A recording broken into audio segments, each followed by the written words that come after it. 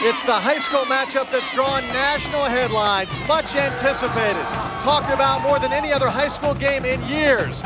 It's a powerhouse program from Louisiana against the country's most notorious and renowned Hoover.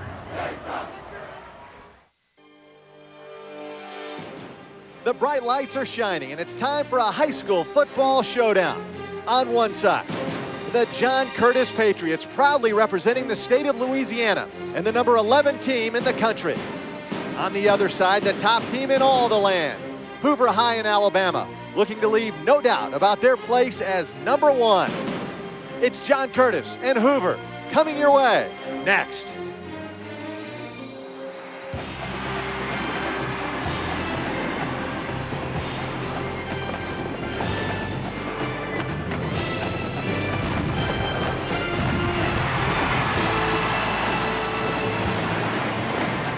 We're live from Hoover, Alabama for tonight's Old Spice High School Showcase presented by Nike. And tonight, the number 1 team in the country, the Hoover Buccaneers, hope to keep their national championship hopes alive against a powerhouse bunch from New Orleans, the Patriots of John Curtis. Hi, everybody. I'm Doug Bell alongside Tom Luganbill of ESPN Recruiting. We've been talking about this for months. I'm so excited about it, Tom. Playmakers make the difference. And leading the charge for John Curtis, Joe McKnight, maybe the best of them all. That's exactly right. Joe McKnight is in our ESPN 150. Yeah. One of the most sensational all-purpose backs in all the land. He will line up at running back, defensive back, wide receiver. Wouldn't be surprised to see him take some snaps from under center tonight. And most guys that are as all-purpose like as he is are undersized, but not this young man. He's all of 6 foot, 190 pounds. Reminds me of a former New Orleans native in Marshall Falk. Boy, and he was a good one. John Curtis runs the veer. It has the Hoover coaches worried because nobody in Alabama runs the veer anymore. Of course, Hoover runs the spread. Their quarterback is Ross Wilson. His older brother, now the quarterback at Alabama, pretty good one in John Parker Wilson, but Ross is a different kind of quarterback. He is. He's a guy that's, very Doug Flutie-like. He's going to win the game with his legs as well as his arm.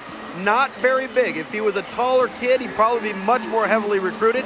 Committed to play baseball at Alabama, but he is sensational in the 4-wide spread set, running the football and throwing the football as well. Their head coach is Rush Probst. We've seen him on MTV every week now for the last month or so. He told his players moments ago the key to winning this game. The most playmakers in that 48 minutes is going to win. I'm just telling you. It don't matter who the best team is, talent-wise, or the best team is. You can argue that fact after this ball game. It's the best team for 48 minutes, and it's the team who has enough individuals that make enough plays. It's about making plays. And if you ain't going to make plays, then don't go. ESPN's presentation of the Old Spice High School Showcase is presented by NikeGridiron.com. Football is everything. And in part by Old Spice. Smell great. Welcome back to Hoover, Alabama. This is Central Alabama, a suburb of Birmingham. It's the Hoover Bucks, number 1 in the country, against John Curtis Christian, the Patriots. J.T. Curtis, their head coach for the last 38 years. His father founded the school. What a terrific story we'll talk about as the game unfolds. Hollywood has even shown interest in making a movie about what's happened at John Curtis. High school football. Every week we talk about the key differences between prep football and college football. Well, that's right. With most of these rules, you see how it affects the kicking game. Obviously, you're not going to get as much depth on kickoffs into the end zone, and then with the goalposts and the width, and then as you see at the bottom there, the 1-inch block kicking tee that can be used on PATs and field goals certainly aids kickers at the high school level. Hoover will be wearing their black jerseys, black pants for the first time, black on black. It's a blackout, they're calling it here in Hoover. And there's the super stud for John Curtis, Joe McKnight, the senior. Dangerous. In fact, Rush Probst hopes that he won't get an opportunity to kick or return this kick. Jordan Means usually kicks it into the end zone, and he does again. And so John Curtis, who won the coin toss, elected not to defer but to take the football, start from the 20. Yeah, interesting. Usually you'd see a guy defer and want to get that ball coming out of the second half. What that tells me is that John Curtis Christian wants to set the tone right off the bat. And to be able to run the football right now is going to be of the utmost importance to their offense. Their quarterback is a senior, Kyle Kalura.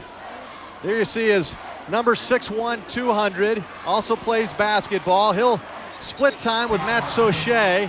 They run the veer, 2 backs. They run it very well. In fact, the coaching staff sells a DVD on their website to coaches across the country. I mean, they have set the standard for this veer offense. Their film offensively is a clinic video of how to run the football, how to run the option, the true veer option. They are good at it. 36 years in a row of doing it. Time now for the starting lineups, brought to you by Nike. Along the front, Rodrigue, Neerman, Munch, Collins, and DeSalles. Very talented. Neerman, an excellent student. We'll talk about him. His grand folks made the trip from San Antonio, Texas. Looked like they moved before the snap. And so they'll go back 5. There's your referee, Rick Arnold. He's been calling high school football games for 32 years. He's a Birmingham native. Dead ball foul. Have a false start against the offense. 5-yard penalty, still first down. Now let's look at the backs and receivers. We told you about Joe McKnight, but David Seaman and Darrell Brister are also very talented. In this veer, they get probably more running opportunities than McKnight, who spreads her out and sometimes plays quarterback, wide receiver. But McKnight is the man, certainly. And now it's 2nd down and 15. There's McKnight lining up wide left. He'll be all over the place. And this is David Seaman breaking free right up the middle. Big gainer down to the 43. Quasi Mitchell finally caught up with him, but that he just squirted out of there. He did. He hit the backside cutback lane, and they lost contained Hoover defensively. And Seaman, I tell you what, Seaman and Darrell Brister, both of those guys are capable backs, which deflects some of the attention off of Joe McKnight, which makes him such a 3-headed monster in the backfield. All right, 1st down. Great field position now for John Curtis. We saw that veer. Al Kalura looks over the defense. Darrell Brister moves forward again. They move before the snap. The Hoover Bucks front 4 very talented. In fact, when you mentioned Kerry Murphy. Dead ball foul, false start. On the offense, still first down. Let's look at the defensive lineups for the Hoover Bucks. We mentioned Kerry Murphy. You can read about him on Times ESPN 150. A talent, to say the least. Has not decided yet. Alabama, Auburn, Miami on his list. Michael DeJohn makes a ton of tackles. Would love to play at Alabama, and they are recruiting him. Not a commitment yet. Stokes, Jackson Mitchell, and Figueroa are your starters. 2 seniors. And Brian Jackson, a 10th grader, and he is really good. In and out of the hands of Joe McKnight on the outside. They gave him some space. That surprised me a little bit. Yeah, unlike Joe McKnight to drop a pass like that, that's the type of plays that you want to get the ball in his hands because he's capable of turning a short play into a huge gain. He catches this football as an opportunity to make somebody miss and get down the sideline. He'd love to have that one back. Brian Jackson, Figueroa were closing quickly. In fact, as we talked to the coach yesterday, he mentioned the word bracketing. He's going to have 2 guys on McKnight no matter where he is. And now again, he's wide left. He's way out on an island. It's 2nd down and 15. And going, actually, that's McKnight in the backfield who gets tripped up. Andrew Sadriano, nice stop. Another senior on this Hoover Bucks team. Now, keep in mind, here in the state of Alabama, they're going after their 5th straight state title. Most of these kids have been a part of winning tradition for a long time. That's all they know is winning right now. And in the defensive front, Josh Chapman at defensive tackle and Kerry Murphy initially showing great initial penetration on the ball. And John Curtis trying to find a rhythm here. Got to keep an eye on McKnight. I thought he was wide left, and then he was in the backfield. Now he is wide. And it's 3rd down. Kalura looking over the middle, overshoots McKnight, in and out of the hands of Stephen Figueroa. It'll bring up 4th down and a punting situation for the Patriots. Yeah, I think Kalura would like to have that one back. He just overshot Joe McKnight. You saw him overstride right there. There's nothing like overstriding to make your throw go high. You see his left foot really get out in front and over his body, and all of a sudden the ball sails on him a little bit. You know, Joe McKnight probably could have caught that football, but certainly a high throw by Kalura. Connor Mullins is deep to boot this one away for John Curtis. The Hoover coach is prepared for some trickery. certainly wouldn't happen on the first drive, would it? Nope. That's blocked. Hoover gets in there to block it. Ball bounds around, and the Buccaneers, the #1 team in the country, will have terrific field position at the 48. Steven Figueroa busted through. In a game of this magnitude, when you have two teams that are very evenly matched, two things are going to often dictate the outcome. Turnovers and a big play in the kicking game, and right now Hoover's got themselves one early on and putting their offense in great field position. And it's a hurry-up offense, a spread offense, no huddle. It's exciting. The big crowd here loves it, at least the home team. Ross Wilson with time just fires it out of bounds. Hoover's offensive starting lineup brought to you by Nike. Check out the tackles. Ryan Pugh, Patrick Crump.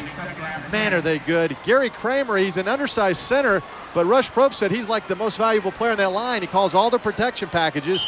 Backs and receivers, you have King and Hall, Clear, Meadows, and Charlie Zorn. Great ad-libber. When Wilson scrambles, Zorn always is there. The pitch back. That's Dennis King getting a push over the right side. Nice gain. Robbie Green runs him out of bounds. King, a senior, 6-yard average. John Curtis up front. Jonathan English, well, they list him at 310. I mean, after a few meals today, he may be more than that. Check out the linebackers, Dufresne, Jones, Walker, and Grunts. They've been around. They've won a lot of state championships just like Hoover. In the secondary, Green, Arsenault, Smith, and Wirtz. A talented crew, experienced. They've seen this spread offense. A lot of teams in Louisiana run it ever since Tommy Bowden went to Tulane and introduced the high school programs to that. They pass out to Dennis King. Gets close to the first down.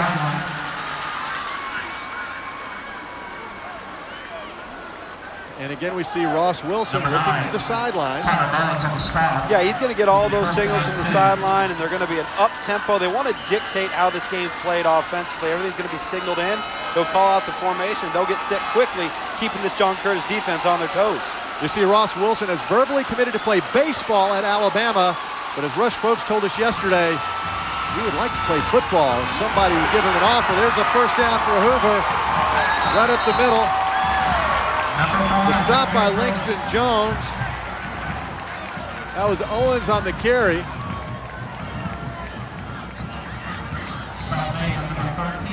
And there you see Rush Probst, the man who has gained much notoriety with the appearance on Two-A-Days on MTV.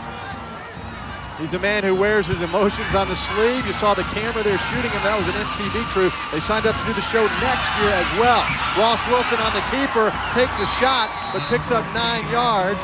Robbie Green laid a lick on him. But now before a nice game by Ross Wilson. This is why this Hoover offense is so prolific. They have the ability to be in a spread offensive look, which will give the appearance of finesse, but they can run that read option out of the shotgun. Ross Wilson, very good. He keys the end man on the line of scrimmage there, fakes the pitch outside, and keeps it underneath. Excellent job, Reed. He is so quick, second and short. And battling for the first is Dennis King. Didn't have it the first time, but he just kept those legs pumping and gets the first down. Boy, for Hoover, you could not have asked for a better start. Yeah, just moving the chains, you know, nothing big, nothing fancy, dinking and dunking, mixing in some option there, and then, again, setting the tempo to fast pace, dictating how this game's going to be played early on. Dennis King also returns kicks. He's a valuable guy. Lots of colleges, as you saw there, are looking his way, and he takes the pitch from Wilson, and he pulls his way forward. Another tackle by Robbie Green. But that's not good news for John Curtis with Robbie Green, your cornerback, making all the tackles. That's exactly right. And up front, within the front seven, Jonathan English, and those guys right now, they look a little bit sluggish. So, you know, Preston Numa, the other defensive tackle, seem almost unsure of themselves in regards to reacting to the football. Second down and 2. Wilson again. The handoff up the middle. That was Dennis King again, who's been very busy. He's also the leading receiver for Hoover. 14 grabs coming in. The offensive line gets a nice push. We mentioned Gary Kramer, the senior center, only 219 pounds, and you're flanked by those mammoth tackles. Crump, who's an Alabama commitment, Pugh, who's an Auburn commitment, and there you have a guy, 219 Kramer, and he does all the protection calls, and what can you say? He's a great high school football player. Certainly is. Again, going right over Kramer, the center. You know, Doug, you mentioned Ryan Pugh there. Now, he's our #1 ranked center in the country in the ESPN 150. You see him playing left tackle. Gives you an indication of just how athletic he is. He will move inside to guard or center at the next level. Phenomenal strength, great feet. You know what? He's a finisher. He just gets after you. Tommy Tuberville and his staff are tickled to death to have this young man come into the Plains. Boy, he is built. We got up close and personal on the field. Looks like a refrigerator. He's a tank. There it is, touchdown to Hoover, Michael Hall. His 3rd touchdown of the season. And boom, boom, boom, that big offensive line just shoved John Curtis back. They took advantage of the block punt, and they're on the board. That's right, Michael Hall, exceptional quickness. Just 5'5", barely 160 pounds soaking wet, but can he scoot? He got to the edge and really turned on the Jets. Nothing fancy. Juan Siles on for the extra point. And he boots it through. We're here at the Hoover Metropolitan Stadium. This is the minor league baseball facility that turns into a high school football scene on Friday nights. This is the place to be in Hoover. They're the #1 team in the country. This is why. It's speed, it's power. They're on the board, 7-0.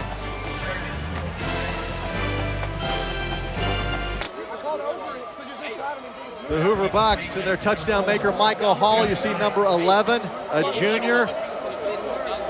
He's a Reggie Bush fan, and he looked like Bush there. Showing a little speed, a little power on the outside. That's a nice start for the nation's #1 team. And another kick through the end zone. Jordan Means has that strong leg.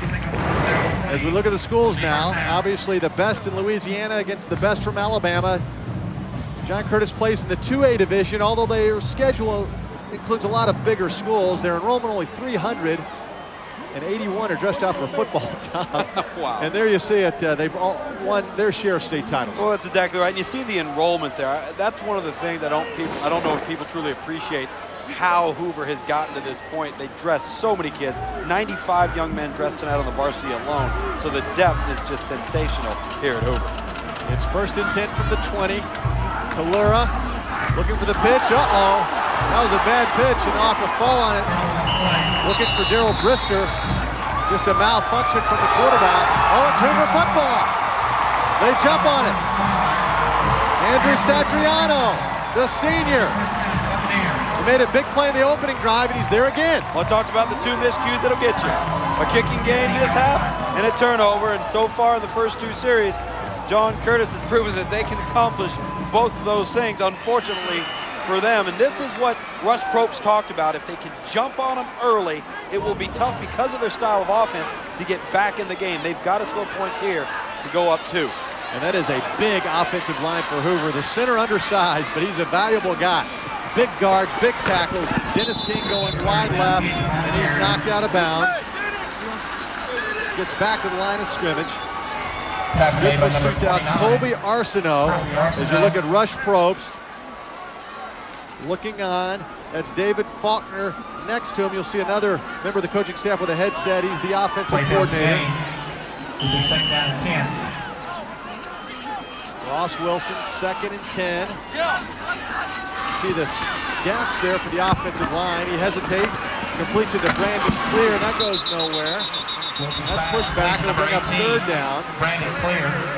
Clear, an interesting story. Young man, he and his twin brothers. You see Jonathan English, the big dog, get out there to make the stop. He can move for a big 310-pounder. Tennessee from the Southeastern Conference recruiting the young man, and he said basically, where do you want to go? Whoever shows the most interest is where I'm going. Yeah, he is an absolute load. You know, he's a 2-gap defensive tackle by trade if you look at his physical build, but he's got some 1-gap penetrating quickness. Very explosive young man, short and stout. 3rd and 13, you saw the eyes of Ross Wilson. Lots of time, he loves to scramble, and he's gonna scamper out of there. Has a man wide open, touchdown, Hoover. That's Charlie Zorn. And I told you earlier, when Wilson scrambles, Zorn is the man that always gets open. Well, this is what we talked about, the Doug Flutie-like skills. Not very big, but he improvises, he creates. You see him going through his progressions here, does a great job of keeping his eyes downfield, and then makes a big play, buying some extra time, and they do. You're right, Doug. They find a way. Zorn getting open at the end there. Silas kicks it through. It's 14-0 Hoover. There's still 6:17 to play in the first quarter. Zorn, one of those kids, when he takes his helmet off, boy, that hair just comes out. Check that out. It's like he's playing in the 60s. And Zorn really is just one of those kids. He has a nose for it. And when he sees Ross scramble, he's going to get open. You know, I think the arm strength of Ross Wilson is highly underrated. You see him fading off to his right. He doesn't have much power behind him and really fires it in there. Excellent job there, very impressive. If this kid has got some growth potential left in him, Doug, get a couple extra inches and does have the opportunity to play football, look out. Ross Wilson is listed at 5'11", but keep in mind his brother, John Parker Wilson out of Alabama, grew 3 inches. From his senior year to when he got to Alabama, his dad grew. I talked to his dad tonight. He said, I grew 6 inches from the time I started my senior year to the time I got to college. You know, it's a family of late bloomers. Yeah. And there's lots of young men like that when you talk recruiting, and I think that's what sets some of the good recruiters apart from others, finding those kids that down the road are really going to blossom. Well, the first 2 kicks in the end zone and make it 3 for 3. And that was the strategy from Coach Probst. I said, what are you going to do to keep it away from McKnight? He said, we got a kicker who won't let him return it. Hey, next Saturday in the Old Spice High School Showcase presented by Nike, it's a battle of 2 of California's top programs when Mission Viejo takes on De La Salle, currently ranked 4th in the USA Today Super 25. It's the Old Spice High School Showcase presented by Nike next Saturday, 10 Eastern on ESPNU. Looking forward to that and excited about this matchup tonight. We'll see if John Curtis can get on track now. They have been somewhat sloppy. Oh boy, quarterback goes nowhere. Andrew Satriano loses his helmet, but comes up with his 3rd sack of the season. How quick is he? Yeah, I tell you what, they're really penetrating. When you play Veer football, you've got to be able to be sound in terms of gap control, making sure it's all about assignment football. Matt Soche gets a lot of playing time along with Kalura in there. Kalura seemed rattled. Now, keep in mind, he's a high school kid. We don't want to put a lot of undue pressure on him, but he had those illegal procedure penalties, the fumble. It is national television, bright lights, huge crowd, and so Soche gets an opportunity. 2nd down and 12, and he better hurry. That's going to be, was delayed, but no call. Soche scampers out and gets clipped. Oh, man, that was a great tackle by Brian Jackson. And yesterday, Rush Probst, Tom, this kid's a 10th grader, said, this is the best 10th grader I have ever coached. Yeah, you know, when you've got a 10th grader starting at corner, you've got something pretty special, particularly at a program like this. And what I like about him is obviously you see the footwork and the ability to play in coverage, but how about him stepping up and run support? Man, I tell you, he's a kid who's grown up an Auburn fan. In Alabama, you're Alabama or you're Auburn. No in between. And I asked Coach Probst, I said, now, does Auburn know about him? And he said, oh, yeah, Auburn knows about him. So the hookup has already begun. It's a timeout for John Curtis as JT Curtis tries to slow things down a bit. As you know, Tom, I mean, you played big games. The heart rate gets going, the adrenaline gets going. Sometimes you just have to settle things down. Yeah, and unfortunately, sometimes you get down early by making some miscues and you get jumped on by the opposing team, and it's hard to get back into a rhythm. The change at quarterback, I don't know if it was necessarily sparked by inefficiency, but they were going to play both guys coming into the game. What Soche gives you is better run game production, and being a veer option team, obviously they think that he's going to be a little bit more athletic under center, but they've got to find some more creative ways to get Joe McKnight the football. They haven't tossed it to him yet. They have not gotten it to him on any quick screens or anything like that. Get the ball in his hands and let him go. Let's check out the trek that the boys from John Curtis Christian took from New Orleans. They're actually in River Ridge, Louisiana. That's one of the townships there. 348 miles to Hoover, a suburb of Birmingham. Last night, they arrived in Tuscaloosa and practiced at the University of Alabama indoor facility because the Crimson Tide was outdoors, so they used the indoor facility. You see, they're a non-denominational Christian school. Great story. J.T. Curtis's dad founded this school back in 1962. and they have just been a football powerhouse. First carry for Joe McKnight. Actually, the second carry gets in some space, breaks a couple of tackles, and that's why he is so dangerous. Joe McKnight goes all the way. John Curtis on the board, and they say he stepped out of bounds. Back at the 12-yard line. See, you got to get him the football. Find a way to do it.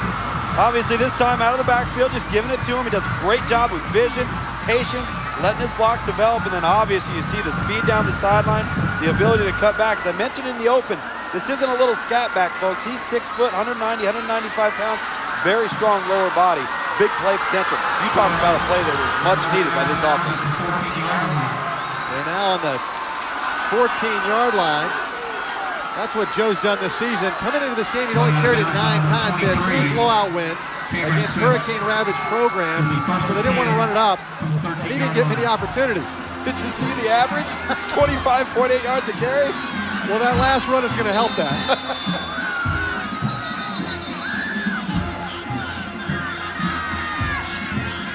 And a timeout for the Hoover Bucks. They'll talk it over. One more time down the sidelines. He broke a couple of tackles. A couple of the Hoover kids were trying to strip him of the football, but he's just too strong, Tom. Yeah, he is. Just a great blend of size, speed, quickness. I'm not so sure he didn't step out back there on his own 45. They end up getting him right here. It looks to be the 9-yard line, 14-yard line possibly. And a good call by the official. 67-yard run. And that was a power run for Joe McKnight, a senior. And on his questionnaire that he fills out, that we have every kid fill out, he won the 100-meter state championship, 10.4, by the way. He listed LSU, USC, FSU, Notre Dame, and Florida. He included Florida, and he wrote it down. He did, and Notre Dame is interesting because they like him as a wide receiver. And everybody else is looking at him as an all-purpose Reggie Bush, Marshall Faulk type. And you know, credit Charlie Weiss talking with Jeff Curtis, the assistant coach and son of JT Curtis, about Charlie Weiss's honesty with him. This is where we see you. Obviously, we can put you in the backfield, but we like you at wide receiver, and I think Joe respects that. We are live in Hoover, Alabama, Central Alabama, a suburb of Birmingham. This is the Hoover Metropolitan Stadium. The Birmingham Barons AA baseball play here. Hoover plays here in the fall. Doug Bell along with Tom Luganville. The Hoover Bucks, the #1 team in the country. Black on black. The Patriots and John Curtis. White jerseys, red trunks. Tackle made by number 25. Moving forward was David Seaman. Nice gain. After the timeout by Hoover, Brian Jackson got in there for another stop. You see Corey Reynolds, another good-looking player here for Hoover. And there's the big man, Kerry Murphy. JT Curtis wearing those shorts. He is going to be cold by the end of this game. Temperature's dropping a bit. There's the veer, and another loose football. Hoover picks it up. Another fumble recovery. Michael DeJohn, the middle linebacker, was right there on the strip from the quarterback. And just like that, Hoover kills another drive. Unbelievable. You got to secure the football. You know, David Seaman just runs the ball so hard. Well, so far it's been all John Curtis mistakes and a dominating performance by the country's #1 team, the Hoover Bucks.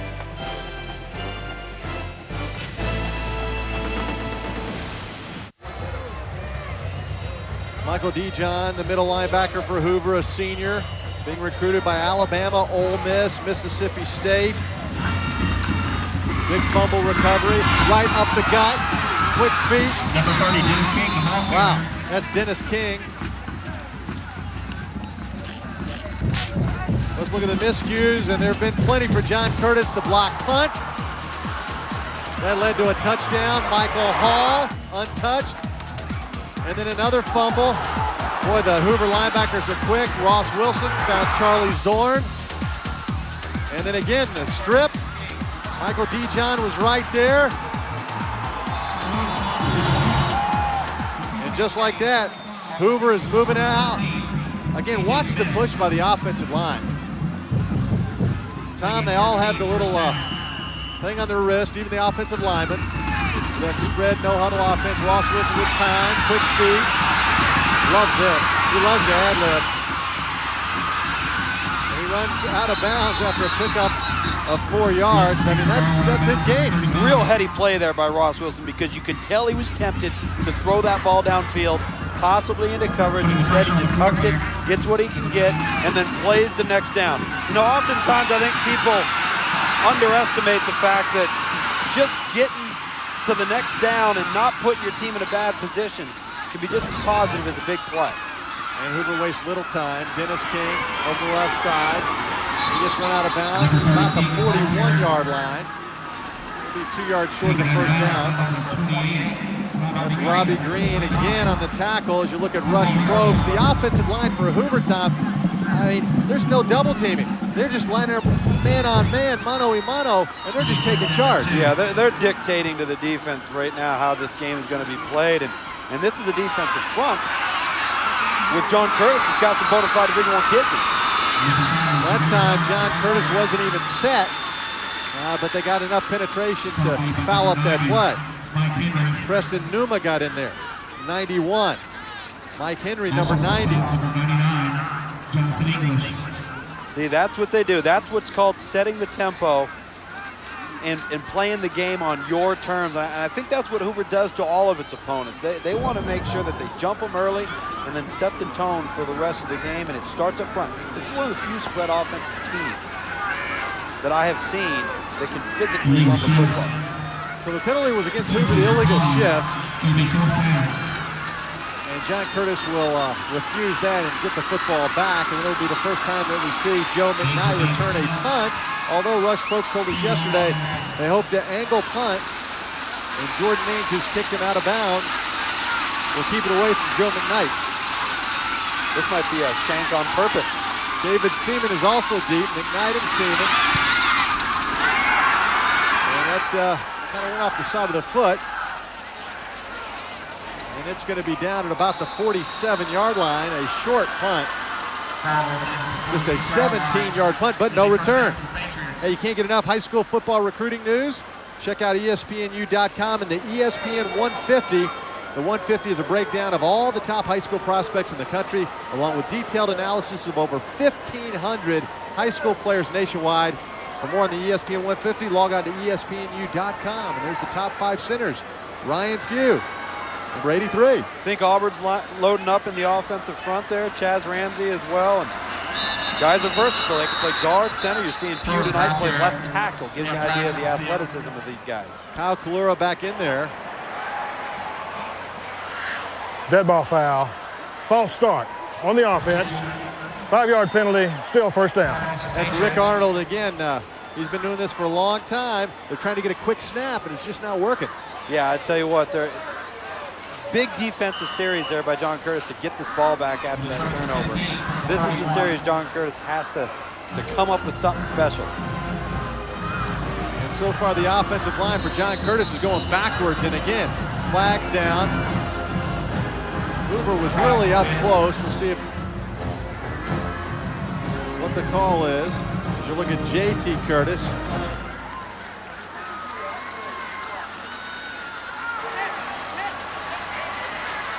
Dead ball foul. And they got too close that time, so they get 5 yards back, so it's now 1st and 10. McKnight is in the slot to the right. Double tight. You see that push backwards, but Seaman breaks free, gets a first down. Tripped up by Quasi Mitchell. And again, a great push.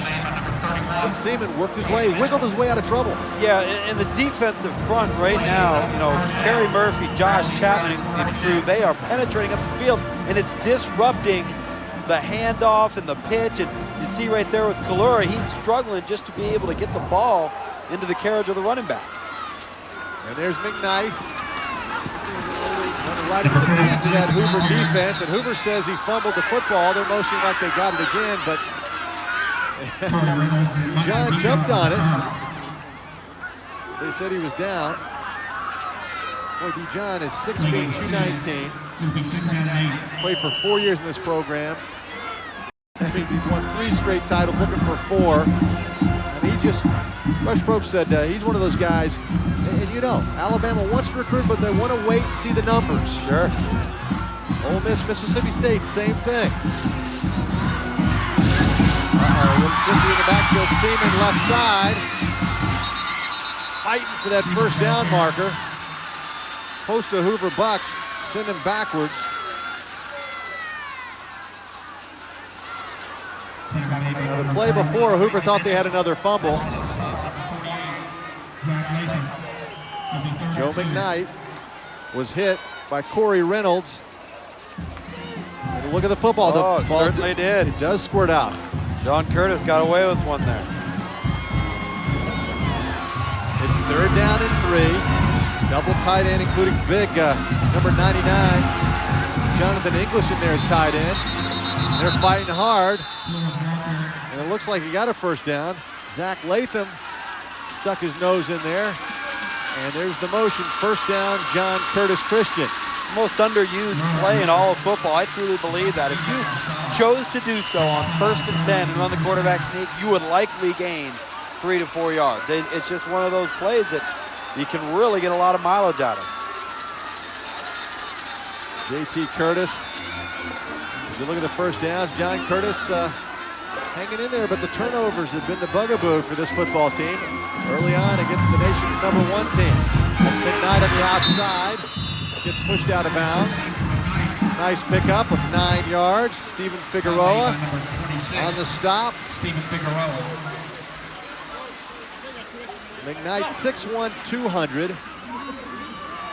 He'll probably run track in college. Loves it. Loves the 100-meter run. It'll be 2nd and 1. That's pretty fast. Yeah, this is a football player playing track, not the other way around. And one of the reasons why he's got such good ball skills and hands and things of that nature. 10.4. That's smoking. There's the double tight. Actually, have an extra tight end in there. Darrell Brister goes over the right side. Brister, a senior. Number 48, Zach Latham. He's won a few state titles with John Curtis. His dad is a pastor in the New Orleans area, actually a bishop, which is the same thing. And they call him DJ. What a great story. And many of these kids displaced because of Hurricane Katrina. They have so many heartwarming stories.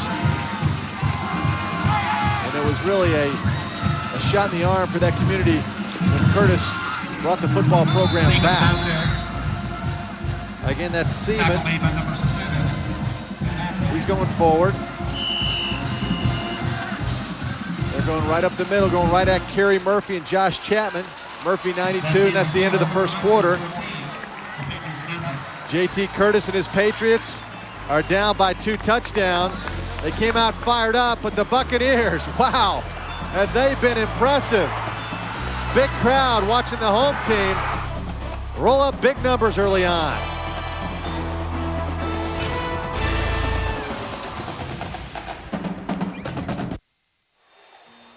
The legendary John Curtis started his school back in 1962, had 5 children, all involved in the school.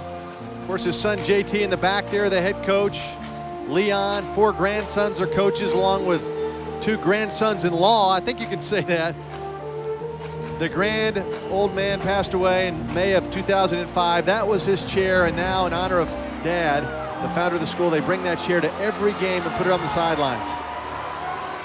What a story. The pitch to the outside is Darrell Brister, and he's run out of bounds around the 10-yard line. Brian Jackson got up into him, and there's a flag down. That'll be unnecessary roughness. Personal foul against the Buccaneers.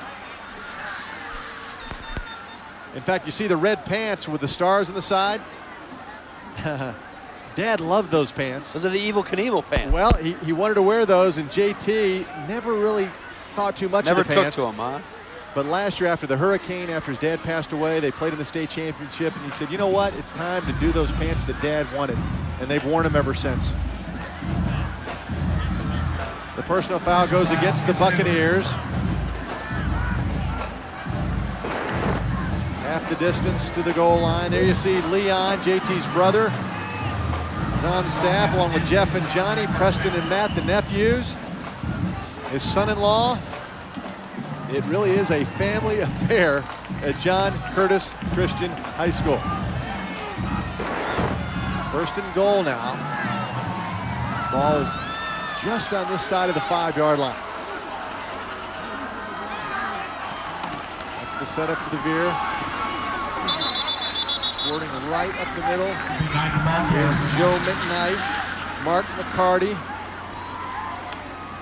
brought him down, but he got very close. In fact, they didn't give him a good spot. It's now at the 2-yard line. I thought he was actually a little farther forward. Yeah, it did. It looked like he did lean a little further forward right there. But I tell you what, this John Curtis offense is pretty darn good when they can get out of their own way. And they can get 7 points here. We've got ourselves quite a matchup. Ball control, they eat up time, eat up big chunks of yardage. That's Seaman fighting hard. You see Hoover trying to strip the football. Kwesi Mitchell in there. Dijon was in there as well. Boy, Dijon comes up with the football all the time. Yeah, I think he's just coming up to show the official, you know, I got another one here. You know, there are some really dangerous handoffs here that are late, and as a result of the penetration by the front four of Hoover, no wonder there's been some turnovers and some botched exchanges. The ball is on the half-yard line. The quarterback keeps it himself, and he gets pushed backwards. No signal from the officials. It'll bring up 4th down. 4th and goal. Tom, that last play, they hurried to the line of scrimmage with the quarterback sneak. Now they're taking a little more time. Big Kerry Murphy, 318 pounds. Josh Chapman, 280. Right in the middle. Big 99, big 92. Kyle Kalura and his offensive line. Gets the push, and it's a touchdown, John Curtis. Kyle Kalura. Great job, John Curtis going right over the left side of the line behind left guard Andrew Neerman, their best offensive lineman, most prominent Division I prospect, and they just flat out steamrolled the Hoover defensive front, really for one of the few times tonight.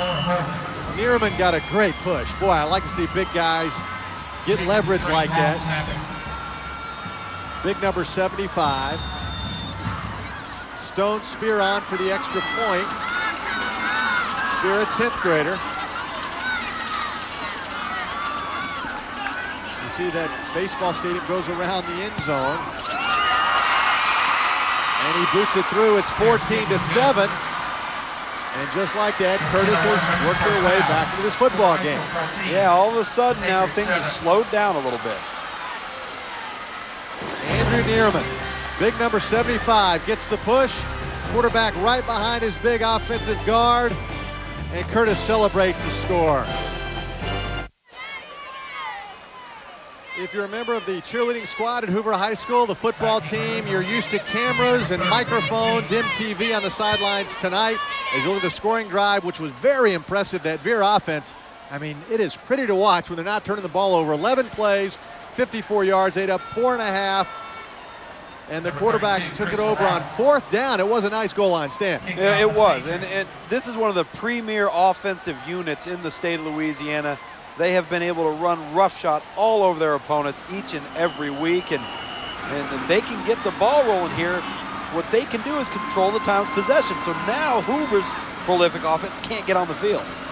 Chris Gilliott will kick off. As you look at those numbers, lopsided in the direction of John Curtis. Of course, Hoover has had the short field after turnovers.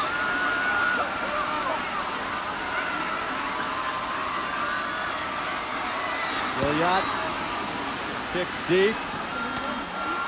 Fielded by Michael Hall. Boy, he has a burst. Big hole. Hall down the sidelines. The kicker trips him up.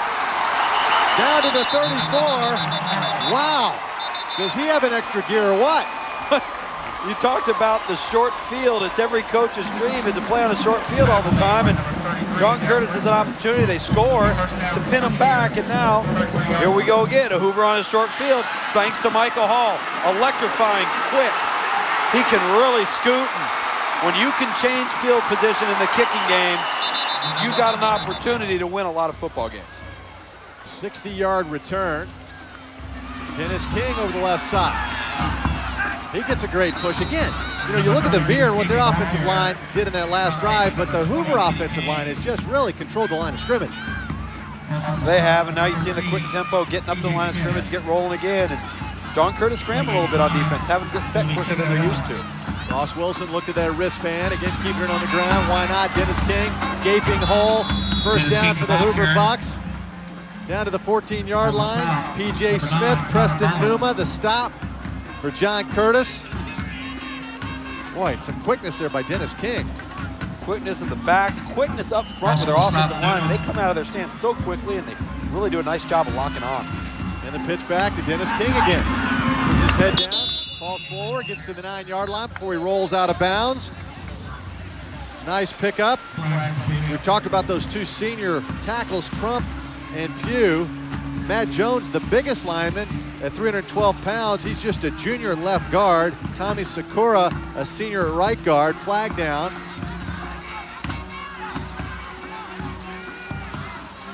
This helps John Curtis catch their breath. This is a fast-paced offense. No, not kidding.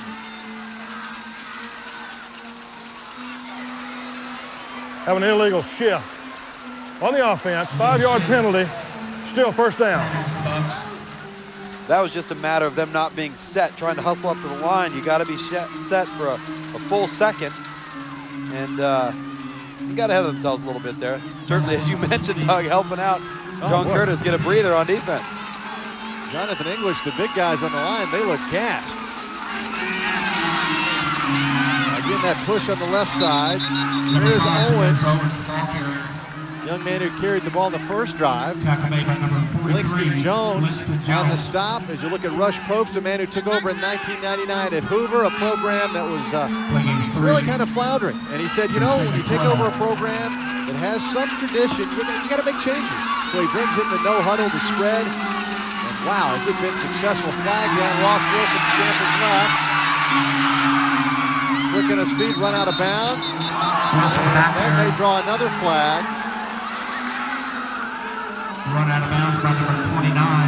Haven't seen a flag yet on that side of the field. Flag on the field.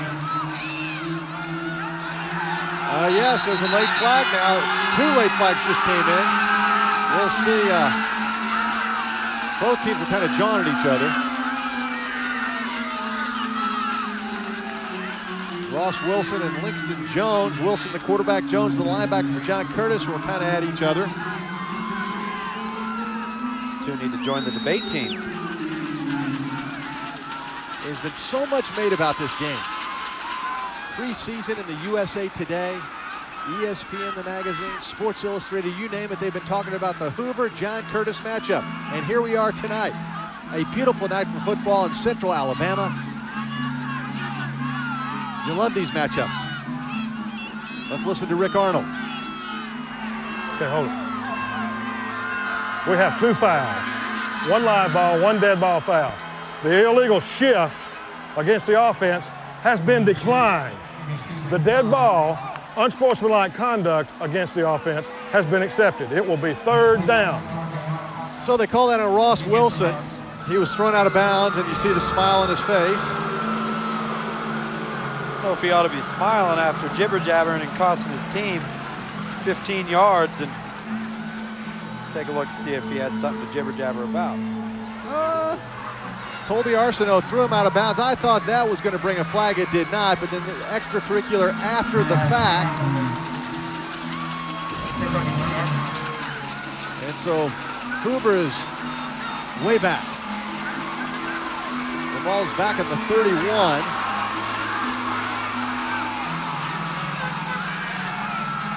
The screen over the middle. Again, that's Owens. He's clipped by Langston Jones, goes down quickly.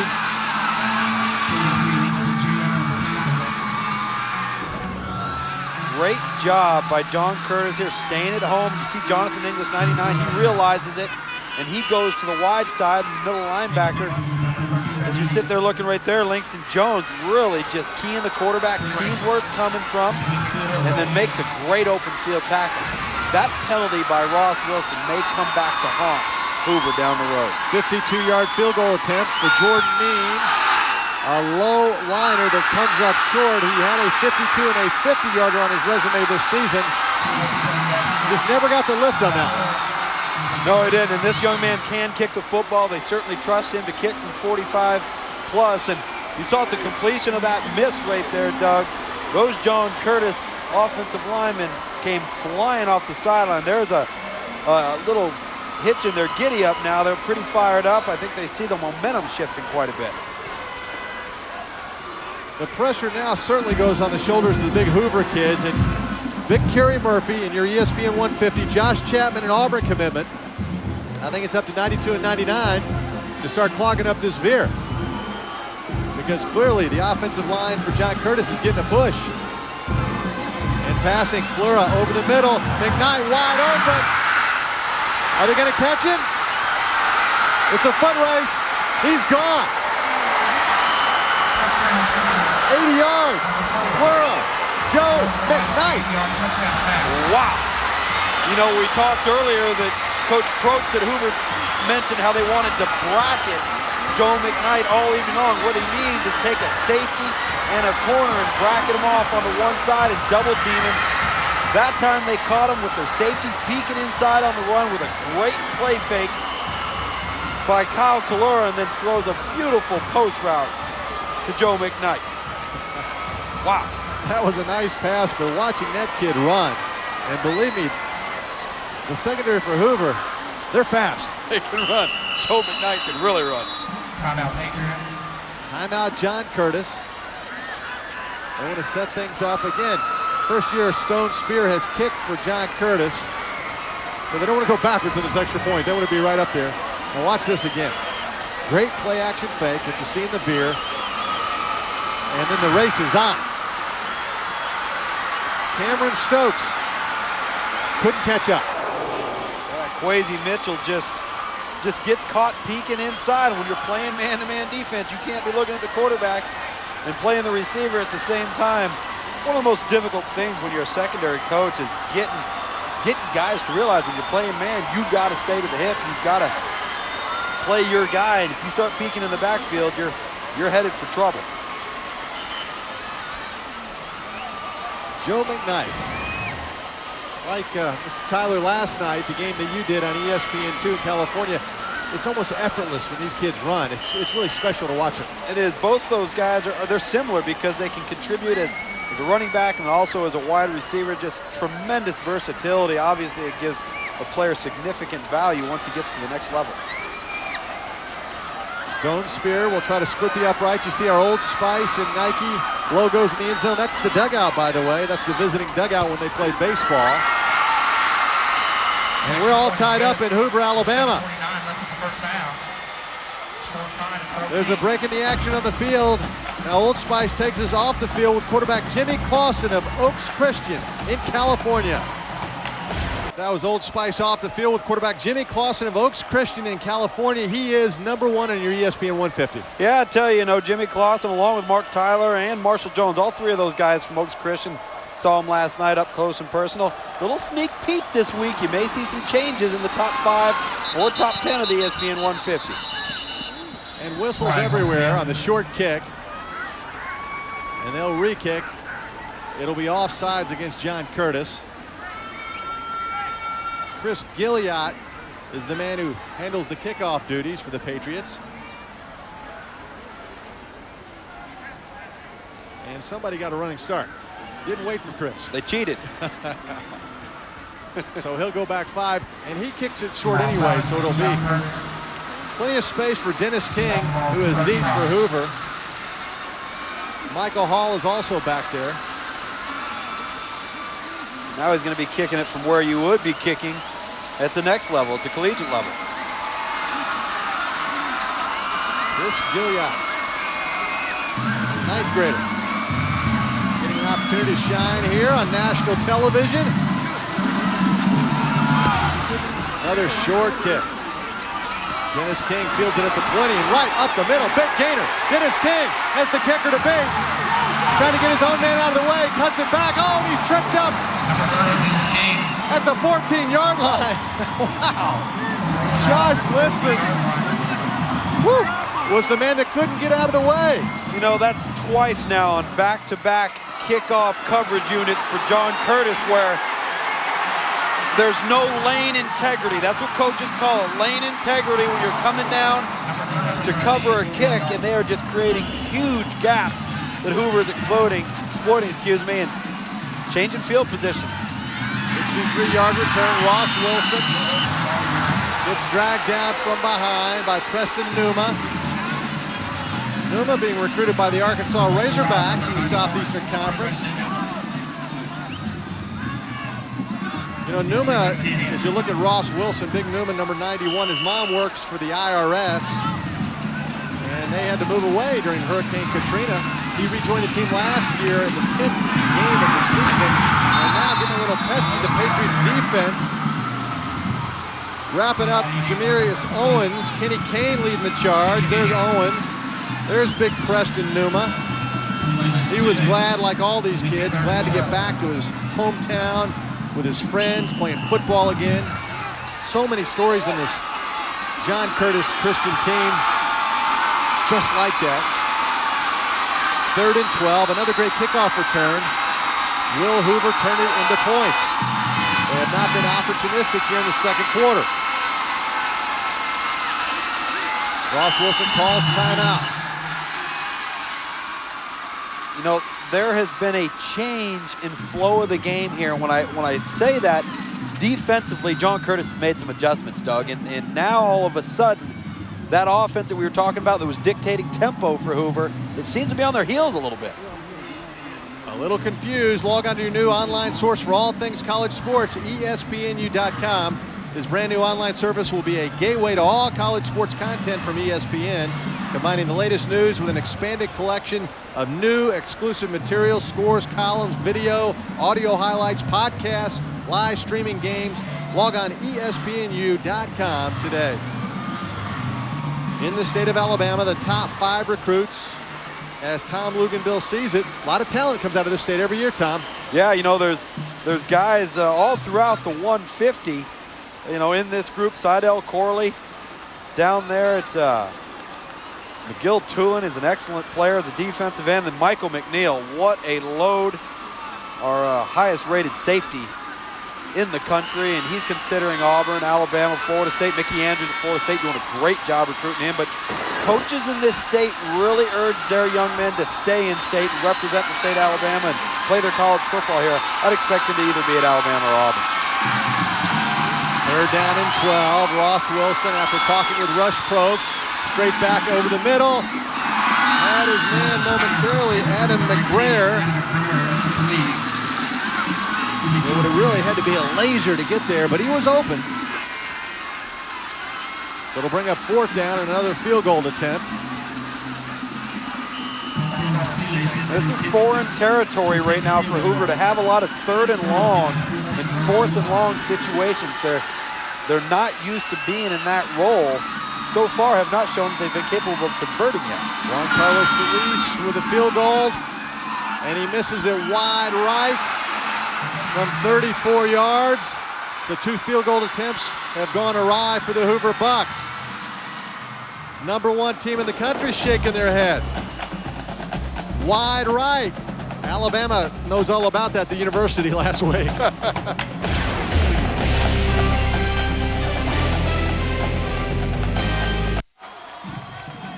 The Old Spice High School Showcase presented by Nike. It's 14-14.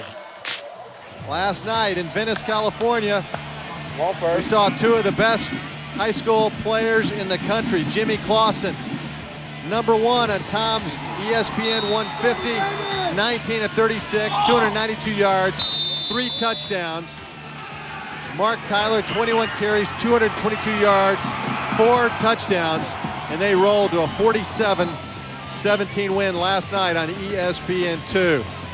Wow, Mr. Tyler, how good was he last night? I was so impressed, Tom. He's the most complete back, in my opinion, in the country right now. He can do it all, and he's a horse now. 6'1", 220 pounds, can really carry the load. Matt Sauché now back in at quarterback. And that time, Hoover snuffed it out. Same at the ball carrier. David Seaman got swallowed up. I tell you what, wow. And here's our remaining schedule for the Old Spice High School Showcase. We'll be in California next Saturday, Mission Viejo against De La Salle. And then Tom and I in D.C., it's Coolidge-Dunbar, big rivalry game. Lufkin, the Woodlands, Fort Myers, North Fort Myers, and then Easton and Phillipsburg. Get to see Aurelius Bennett, Dunbar, second-ranked wide receiver in the country. And then, of course, looking forward to seeing Noel Devine, the phenomenal running back down there at North Fort Myers. 2nd and 11. And again, going nowhere is Daryl Brister. Clock in the middle is Mark McCarty, number 52. Tackle made by number 52, Mark McCarty. There you see Mark, senior, and he's a kid who won the Alabama Golden Gloves a few years back. I mean, he's a boxer. He's duking it out. I asked the coaches, is that legitimate? He said, this kid can really box. And, you know, for a defensive lineman, that's pretty good skills to have. That's exactly right. Using his hands and knows how to come out the football, and got some pass rush moves and some technique to him. Got those quick feet. It's 3rd down and 10. Quarterback keeps it. Dijon with a nice tackle. Michael Dijon. And boy, he makes a lot of plays. He is all over the place. Yeah, he's been a sideline-to-sideline guy for him tonight. He's also been a guy who keeps sneaking into the pile and pulling the ball out late. That was an interesting play call by John Curtis there for 3rd and 10 to run the football. And they've shown a little bit, you know, some moderate success in the passing game. And interesting here, and they're going to bring the special teams unit on. Here comes the punting team. Uh-oh, it's a fake. They pitch back, the up back. He's taking it down the sidelines, breaks free, gets down to 39, but a flag is down. They will bring that back. That was a motion penalty. You know, it'll be interesting. I know that Hoover didn't get their guys off of the field, and I'm not sure that John Curtis got their guys off the field as well. It was an excellent play call by JT there for John Curtis. Wow, if they pull this one off, what a big change of events here. Let's listen in. Veteran official Rick Arnold, 32 years, a guy who also is a rules official for the local PGA, Professional Golfers Association here in Central Alabama. We have an illegal shift against the offense. Oh, big call. We have illegal substitution against the defense. The penalty's offset. We're going to replay the down.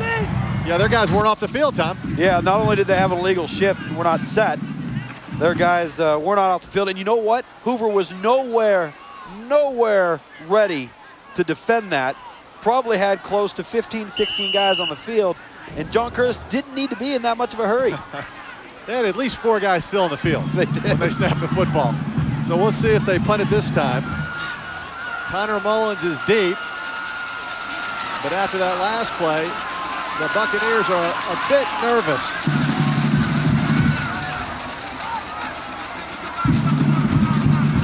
And time is ticking down.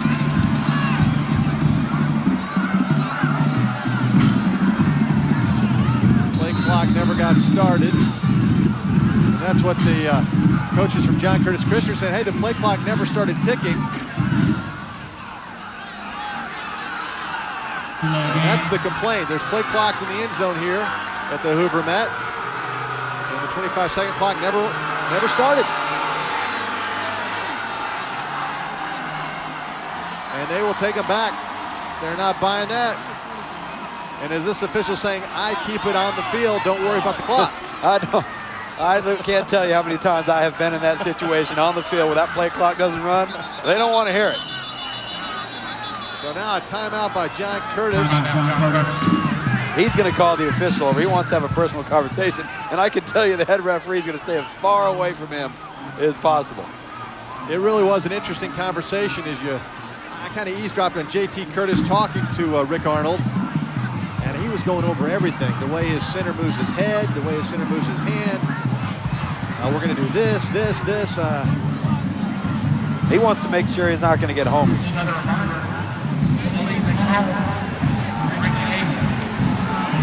And again, that's the last. Rick Arnold is telling him, I'm listening. I hear you. But let's move on.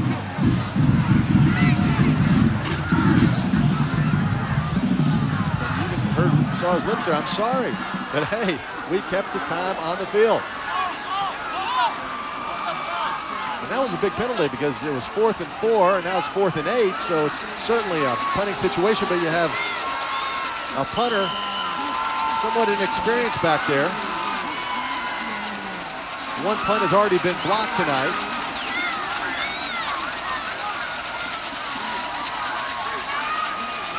Crowd somewhat quiet now. John Curtis has quieted this massive throng of people. Short kick. Uh-oh, that hit off a John Curtis player. It bounded backwards. And a flag is down. Hey, coming up on the halftime report, Hoover Mayor Tony Patelis will join us. And it was a big day yesterday. The President of the United States in Hoover, Alabama, George W. Bush, he met with the mayor. We'll talk about that. We'll go on the recruiting trail with Tom Luganbill and talk top wide receivers. First half highlights and stats. Having fun in Hoover, Alabama. Let's check the penalty. We have fair catch interference against the offense. That penalty has been declined. First down. 21-yard punt. Boy, both coaches are really dynamic gentlemen. They really are. They love what they do. They're passionate about what they do, and they get on the officials. And been in this business for a long time. It's so competitive, and when you're that competitive, it gets frustrating oftentimes with officials, and no matter how much you want to change it, they do have the final word. 1st and 10 from the 40. You're the son of a coach. Your dad never got after an official, did he? Oh, dude, I spent a lot of time in it myself. I never talked to officials. Ross Wilson with time, scrambling around. And he will throw it into coverage, and it's intercepted. John Curtis down at the 15. That's Robbie Green. Comes up with a pick, his 2nd of the season.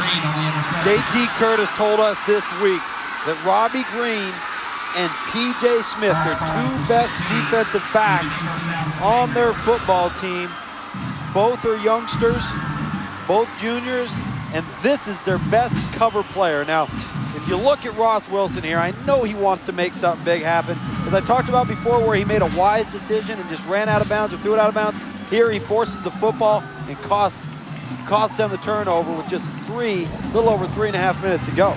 Kalura back in there at quarterback. And again, right up the gut. Is Daryl Brister. And he runs into a wall. Corey Reynolds wrapped him up. Andrew Satriano was in there as well. You know, Ross Wilson and his brother John Parker Wilson, very close, obviously, and they got together this season and emphasized among the brothers, we're not going to throw interceptions.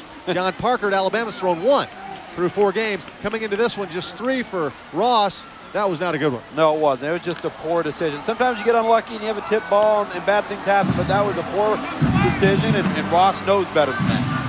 Just under 3 minutes. Kalura, he's wrapped up. That's incomplete. The pressure from Corey Reynolds, senior. You know, Rush Probst really talked fondly of Corey Reynolds, a young man who's being recruited by a lot of big schools. Ole Miss, Navy, Colorado, UCLA, Furman. And, you know, he said he's just one of those kids who doesn't really impress somebody watching tape, but when you see him in practice, and he goes, I've been around him for 4 years, and he can play. Yeah, he's just one of those guys that's kind of got a nasty streak to him. He comes up with a knack for being around the football, and maybe not as athletic or fast as some other players, but he's a natural, instinctive guy. 6'3", 230. Certainly going to get bigger in the college weightlifting program. That's Daryl Brister taking a couple of licks and falling forward. On 3rd down, will bring up another 4th down situation. Brian Jackson got up in there. Number 25. It's fairly obvious to this point that JT Curtis on the opposing sideline is really nervous about his football team in the passing game. That's 2 straight 3rd and 10s where they have chosen to run the football between the tackles, and, you know, playing very conservative right now. And they had to get the water boy off the field. Actually, they changed the football. They have a kicking football. And that's probably one of the relatives of the coach. It's a family affair. Dank kickers, kicking football. He ran a new ball on there. Unbelievable. And the official said that's a no-no. They went back and got the original ball. You can't do that. bad kicker. Bad. What? Did you see that ball boy sprinting off? Now he could run. Yeah, he had a little speed. Man. A little trickery there with the kicking ball. Yeah. Remember Jackie Sherrill years ago? Thought they put helium in the footballs? Who knows? He might have just been playing in altitude. Again, field position has not been a problem for the #1 team in the country. They just haven't converted. Numerous opportunities. Connor Mullins. This time a good kick. Cortez Hill lets it bounce out of bounds at the 37-yard line. Well, once again, on the 42-yard kick, that's the best one of the night for Connor Mullins. But it's good field position for Hoover. That has not been an issue. Yeah, this is really, you know what? This is the worst field position Hoover's had all night, and here they start on their own 37-yard line. Ross Wilson came up with gaudy passing numbers, came into this with gaudy passing numbers. The handoff. Moving forward is Dennis King. Losing the football. John Curtis says they have it, and they do. King with a nice gain, but that last lick, he lost it. You know, you get the sense that both of these football teams just switched roles from the first to second quarter. Right now, Hoover looks like John Curtis looked early on in this ball game, and they don't have the same polish, and they're making mistakes that is very un-Hoover-like, if you will. And wow, now we're going to see a John Curtis offense actually with some nice field position right about midfield. He just popped up, put a hat on the ball, and a lot of white jerseys around the football there, Doug. Looked like Mike Walker, senior linebacker, got in there for the strip. And Dennis King was just trying to give it the second effort. Dead ball foul. Unsportsmanlike conduct against the offense. 15-yard penalty, first down. So we've seen John Curtis stumble and bumble a bit with some penalties. The fake punt was called back. Too many men in the field. You see the coach unhappy. Wow, is he unhappy? Giving him the business. Really was. That was Kenny Kane. Got the slap on the helmet. Flag down. Quarterback, Sochet, gets out there for a first down, but that's coming back. Why is it that they're not just blowing the play dead? It's a legal procedure. That play should be blown dead. And several times they've done that tonight. It's such a quick snap, but you're right, he ought to blow the whistle. You just wonder if down in New Orleans, they're used to seeing this veer, if they don't get called for these illegal procedures all the time. Illegal motion against the offense. Still first down. That's the fourth one tonight. That's exactly right. And look at where John Curtis is offensively right now. On their own 28-yard line, where they would have had the ball on their own 48 to start this drive without the penalties. Penalties have been a big factor in this game so far. David Seaman gets knocked out of bounds up close to the 40-yard line. Stephen Figueroa on the stop for the Bucs. J.T. Curtis calls in the play. And you know, it's interesting. They're one of the few teams that you see nowadays that actually runs the play into the huddle using a player as opposed to signaling everything. And it's, you know, it's kind of going back to the old school way of football. Second down and 7. And again, the quarterback gets tripped up by his own man. You have that fake to the first man through. And it hasn't been sharp. You know, that one drive was beautiful. But other than that, they've really had their troubles. And, you know, we have not seen them make many attempts to get the ball into Joe McKnight's hands. When they've done it in the backfield, obviously broke the long run. And then, again, the 80-yard touchdown pass. But we really haven't seen him. He's on the field, but we're not seeing them try and create any mismatches with him and get him the ball in space. There he is at the top of your screen, number 4. And the draw to Seaman. And he gets up gain of 5. Brian Jackson on the stop. Hit him low. And then Corey Reynolds polished him off up high. There's Seaman, the senior. App State, Nicholls State. They like the way this kid plays. He'll keep playing next year somewhere. Has 2 championship rings. And so far, a good night for David Seaman. Nice average per carry. And just one of those guys that he's not going to be flashy. He's a workhorse. He's going to grind out yardage throughout the course of the game. Probably be every bit as strong in the fourth quarter as he is in the first. It'll be short. 4th down and inches. As you look at J.T. Curtis, a man who played at the University of Arkansas for Frank Broyles.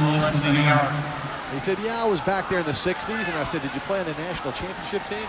I was the year after.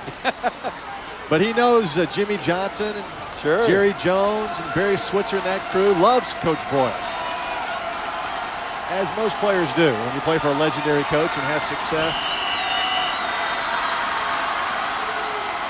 Speaking of the Razorbacks, sneaked out a big win last week due to some Alabama kicking woes. Time ticking down, 4th and inches. You see the play clock is single digits. McKnight is wide right. Looks like they're trying to draw Hoover off. And the play clock is down to 0. And they will throw the flag with 12 Dead seconds. ball foul, delay a game on the offense. Still 4th down. So another punting situation. And Hoover hustles on the field. They do not want to get caught off guard like they were a couple of possessions ago. And deep is Cortez Hill. Connor Mullins again taking his time. 12 seconds in the second quarter. Nice snap. Gets it off quickly. They'll let this bounce. And Hoover will have the ball at the 44-yard line with 2 seconds on the clock. Actually,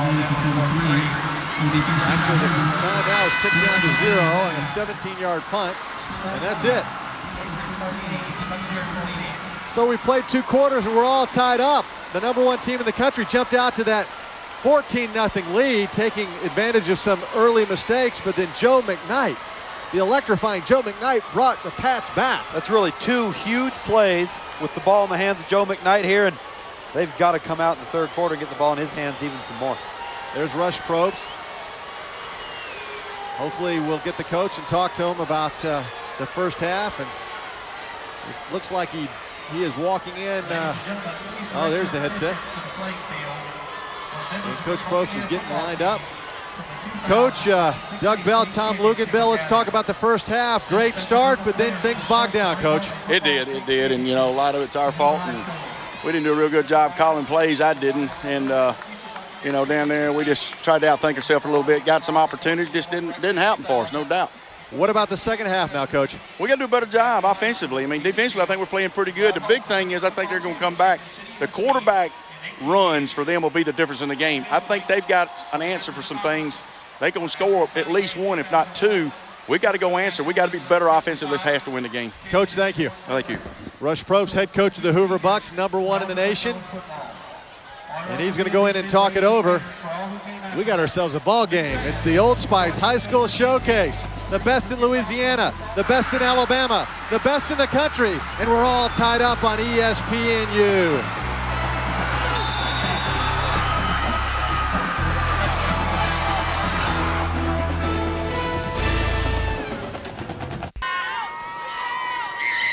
A massive crowd here in Hoover, Alabama, and the #1 team in the country right now tied with John Curtis from Louisiana, 14-14, and a man who's a big part of what's going on in Hoover, the football program, and all sorts of stuff is the Honorable Mayor Tony Patellos, who joins us now. And Tony, what do you think about this football game so far? Pretty fun, huh? This is a great game. It's a close game, and we're really excited for this football game, but Hoover's got to kick in to pull it out. Hey, tell me this for our audience watching. Yesterday, the President of the United States, George W. Bush, was here.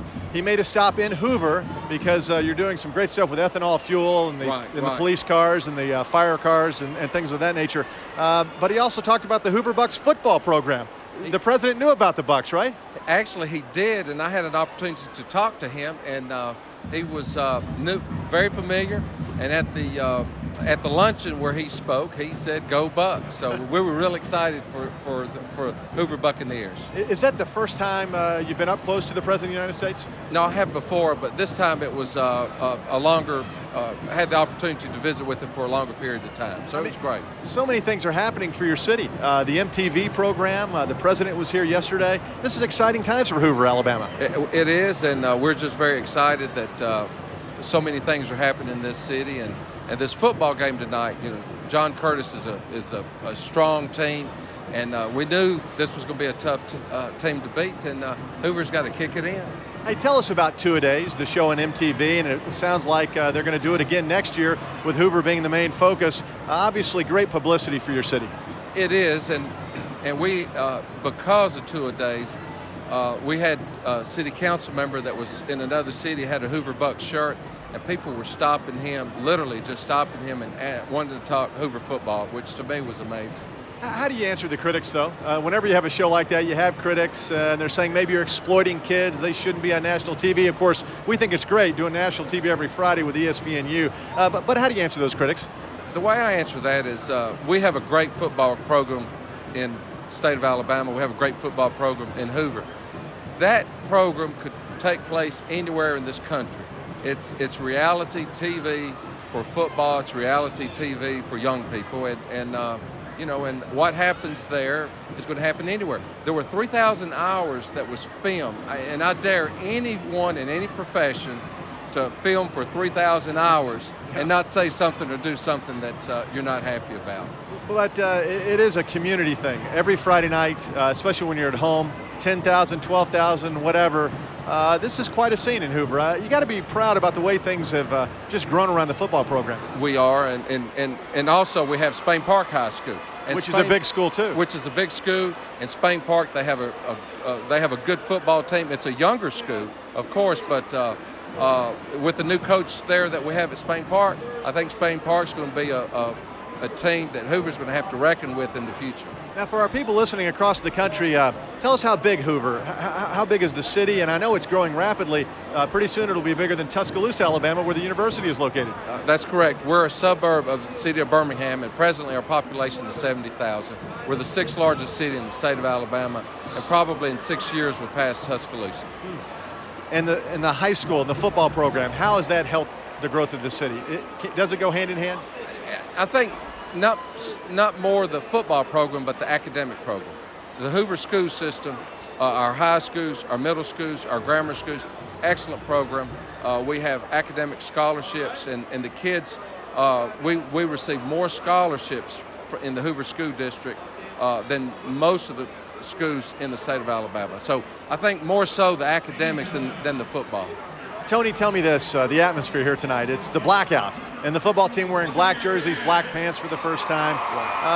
You see this all the time, but this game was talked about for so long. Back during the summer, John Curtis, Hoover, everybody was writing about it. Is this the best atmosphere you've seen at a Hoover game so far? This is good. Tulsa was very close. Tulsa was an incredible atmosphere. We went to Tulsa, over 1,000 of our fans went to Tulsa. I went myself, and it was a great football game, and the people were so kind and generous in Tulsa, but we have the same atmosphere here tonight. And even the president spoke about this game coming up tonight. Did the president have a prediction? No, he did not, but he said, all I know, let me say this, the president did say, "Go Bucks." And you did give him a jersey, Hoover High School #1 jersey, right? Yes, we gave him, actually we gave him 2 jerseys, and he was very appreciative of it. Tell me this now, if Hoover goes on to win the national championship, and obviously they have some work to do tonight before they continue their schedule, do you see Hoover maybe going to the White House to maybe get the national championship trophy from the president? Do they do that for high schools? No, they don't do that for high schools, but I don't think so, but I think that the fact that the president honored us with a visit yesterday in our city was just good. It was incredible. As we wrap it up with you, Mayor, what do the Bucs have to do in the second half? How do you see the second half going? Because I know you're a football fan, and most people in Alabama, They're born and bred on football. What do you see happening in the second half? Hoover will have to, and they do this, they always do better in the second half, and I think that you're going to see something change. Coach is down there now talking to them, as he always does, and I think they're going to come back and they're going to make it happen, hopefully pull it off tonight. Are you the #1 fan for Hoover High School? I'm pretty close. I think these mom and dads out here are the #1 fans, but I support Hoover, I support Spain Park, and we have a great city here and a great school system, and I'm a big fan of the entire city. Mayor, thank you. Thank you, Doug. Tony Patelos, the Honorable Mayor of the city of Hoover, and right now his Buccaneers tied with John Curtis, 14-14 at halftime.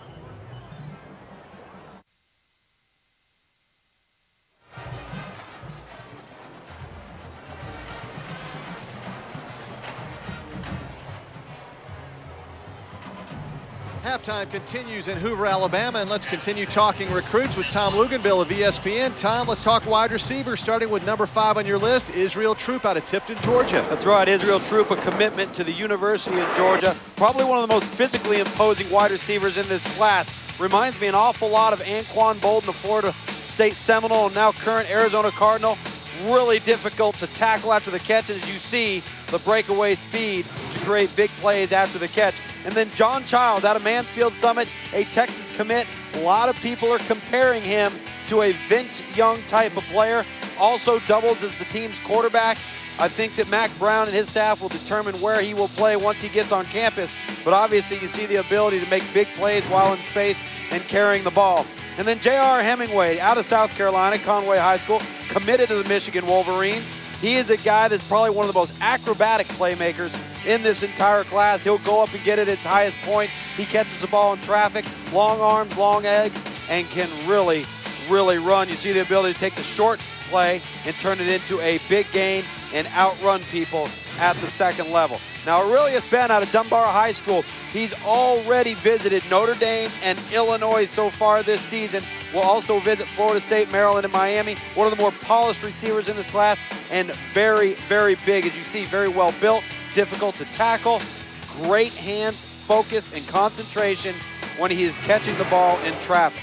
And then Terrence Tolliver, our #1 ranked wide receiver in the country out of Hempstead, Texas. He is a absolute horse. He's tall, 6'5". He can return punts, he can return kicks, and he's got great speed for a player of his size. Has already taken unofficial visits to Miami, LSU, and Florida. Let's look at the top 10 list. Those are your top 5. What about 6 through 10? Some exciting guys, still some on the fence. That's exactly right. Deontay Thompson, we've seen already out of Glade Central High School in Florida. Very similar to Aurelius Ben. Might not be quite as polished. And that guy at the bottom there, Duval Kamara, out of New Jersey, he is raw, but is a massive playmaker. Huge frame, 6'5", 220-pounder, should provide a huge red zone target at Notre Dame for possibly Jimmy Clausen down the road. Hey, check out ESPNU.com and the ESPN 150. The 150 is a breakdown of all the top high school prospects in the country, along with detailed analysis of over 1,500 high school players nationwide. For more on the ESPN 150, log on to ESPNU.com and click Recruiting. And learn how your favorite program is stacking up on the recruiting trail with ESPNU Recruiting Insider. Tom Luganbill, my partner, joins Mike Hall every Friday, 7:30 Eastern Time, with all the latest on the nation's top high school prospects. Catch ESPNU Recruiting Insider Fridays throughout the season. Good stuff. Lots of recruits in tonight's game. We've seen them so far in the first half. What looms large in the second half, we'll find out when we come back.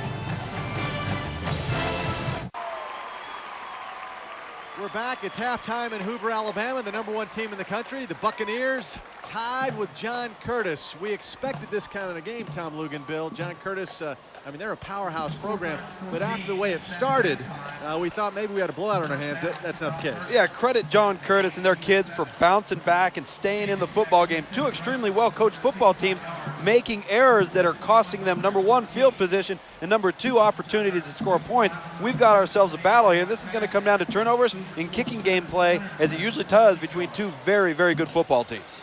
Let's check out the highlights, and there were a lot of them. A lot of penalties, too. A lot of bumbled snaps and fumbles, but we had some big plays.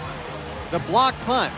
First possession got it going for Hoover. Yeah, it really did. Early on, it looked like Hoover was just going to run away with this thing. They were setting the tempo offensively, dictating to John Curtis defensively how this game was going to be played, and then really turned into a reversal of fortune. You see another miscue here by John Curtis, and a lot of those penalties that you talked about, Doug, really came in the second half upon, in the second quarter upon both teams. Ross Wilson, the quarterback at Hoover, making his fair share of plays, but then John Curtis closing the gap in the second quarter. Yeah, that was fourth down. Great goal line stand up to that point. And then Joe McKnight, wow, how explosive is he? Best player on the football field tonight. A member of the ESPN 150. I believe he is our 6th ranked running back in the country. Can do it all. I really want to see him get the ball in his hands more than they have. You saw Robbie Green there on the interception, and turnovers now costing Hoover. This is a Hoover football team that rarely makes these kinds of mistakes. One of the reasons why they've been so successful. And there's the numbers. Rushing yards, not a surprise because that's what John Curtis does with that veer offense. But passing yards, only 16 for Hoover. That's somewhat surprising. Yeah, it's actually disappointing. I think that's when we talked about Russ Probst there at halftime. He was very disappointed in the offensive performance and output, particularly in the passing game. And they really don't look like the same team in the second quarter as they did first few minutes of the first quarter. Those penalties were huge. All right, if you're rush Probst for Hoover, you're going to get the football to start the third quarter. What are you thinking here? Well, they got to get back to basics. It's about fundamentals, making sure that they do what they do and do it well. Don't try and get fancy. They don't need any trick plays. Just run the read option out of the shotgun that they love to do with Ross Wilson, and then make some confidence throws. The short to intermediate passing game for Ross Wilson so they can get their wide receivers involved and let their playmakers make some plays downfield. And John Curtis, illegal procedure penalties, they've had 4 of them. Usually that's not the case with this veer offense. It's been somewhat sloppy at times. It's been very sloppy, and when you do run the offensive set that they employ at John Curtis and you have delay of games and illegal procedure penalties, it puts you in a real hole because you're not an offense that's designed in the passing game to have an opportunity to get 10 and 12-yard chunks from a quarterback to wide receiver standpoint. Let's look at the USA Today top 25. It's 1 versus 11 tonight, and Hoover with all the publicity, MTV, you name it, they're on top. Burns, first game of the season, you did it on ESPN. Yeah, hanging tough, 5-0. They are. They're excellent. They really just get, and they've been challenged several times. Played Moeller up there in Ohio, played Central early on. You look at these teams at the top. Hoover's got ESPN 150 members. Burns has an ESPN 150 member, and Willie Corn, Lakeland, and Chris Rainey. You can just run right down the list. And then the second 10 here, John Curtis with Joe McKnight. And Colerain's obviously an awesome football team, has been for a long time, and Independence has that huge win streak going in North Carolina. Yeah, Colerain, I did that game last year at the Kirk Herbstreit Classic. Talk about a team that likes to run the football. I mean, Tom, 58 plays, 57 running plays. They are a machine, and they just take time off the clock, and they don't allow the other offensive football team to get on the field. Much like John Curtis, who now kicks off a squib kick. And Hoover, again, will get good field position. Decent field position up around the 26. Zach Latham, he wasn't letting anybody catch that ball with him. That was his opportunity to get a nice return in the kicking game. All right, Matt Stansberry knocked him out of bounds. Field position has not been an issue for Hoover tonight. Of course, with their offense, they can score from anywhere. Just shy of the 30. Ross Wilson threw only his 4th pick of the season late in that second quarter. Again, he's had lots of time. Boy, flag down on the play. 8-yard pickup for Ross Wilson, but that flag came in late, and they're going to catch Hoover with a hold. Tommy Sikora is talking it over with the official. He's the right guard, and he's pointing, yep, it's on me. Tell you what, credit the John Curtis secondary, Kelby Wirtz, Colby Arsenault, P.J. Smith, Robbie Green, just blanketing this 4 wide receiver set for Hoover, and Ross Wilson had nowhere to go with the ball. Looked like it was great pass protection early on, but sooner or later you're going to have to hold it. You're going to give up a sack if you're going to hold on to the ball that long. Ross Wilson's got to get rid of it. On the offense, 10-yard penalty, still first down. Rick Arnold, 32 years, a high school official. That was really great protection, just unbelievable coverage downfield. Yeah, it just took too long, and they're going to catch their best offensive lineman, Ryan Pugh, you see, you know, anchoring there, doing an excellent job, blocking, getting it done. You know, I didn't see a hold right there. Certainly. First and 25, trying that mid-screen. That's incomplete. At some point, I think Ross Wilson's going to have to scramble for some yards because I think he has open pathways. Yeah, he's getting to the point now, I believe, where he's waiting too long for things to develop downfield, and he's got the running and scrambling ability in the initial burst to create some plays on his own if things aren't there. I think he's going to have to take this game upon his shoulders at some times when he doesn't see it downfield. So it's 2nd and 27. Ross Wilson keeps it himself. Takes a good lick from Mike Walker. Wilson, a senior, 5'11", 183, but he's put together. Very quick. You know, regardless of how this game ends up playing out, this is a good thing for this Hoover football team to be challenged, face some adversity. Things have been pretty easy for them. They do not get challenged often. It's going to be interesting to see how they respond, because you find out an awful lot about your football team when adversity strikes. Three receivers on the right. Wilson looks right. And again, lots of time. And he's dancing around. Throws incomplete. Looking for a flag, and there is a flag down at the 20. We'll check the flag. Wow. I mean, he just has all night back there, but nobody's open.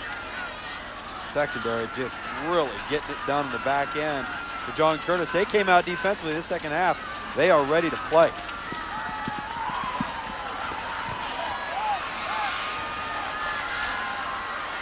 Have an illegal pass against the offense. Quarterback was over the line of scrimmage when he threw the pass. That carries a loss of down. 4th down. This is not how Hoover wanted to come out and start this second half. Wow. There you see the pass offense way down. The production tonight. Credit John Curtis. Jordan Means will kick from the goal line. Nice snap. And a good punt from his goal line. That is a 52-yard punt, and it's fumbled. There's the muff punt.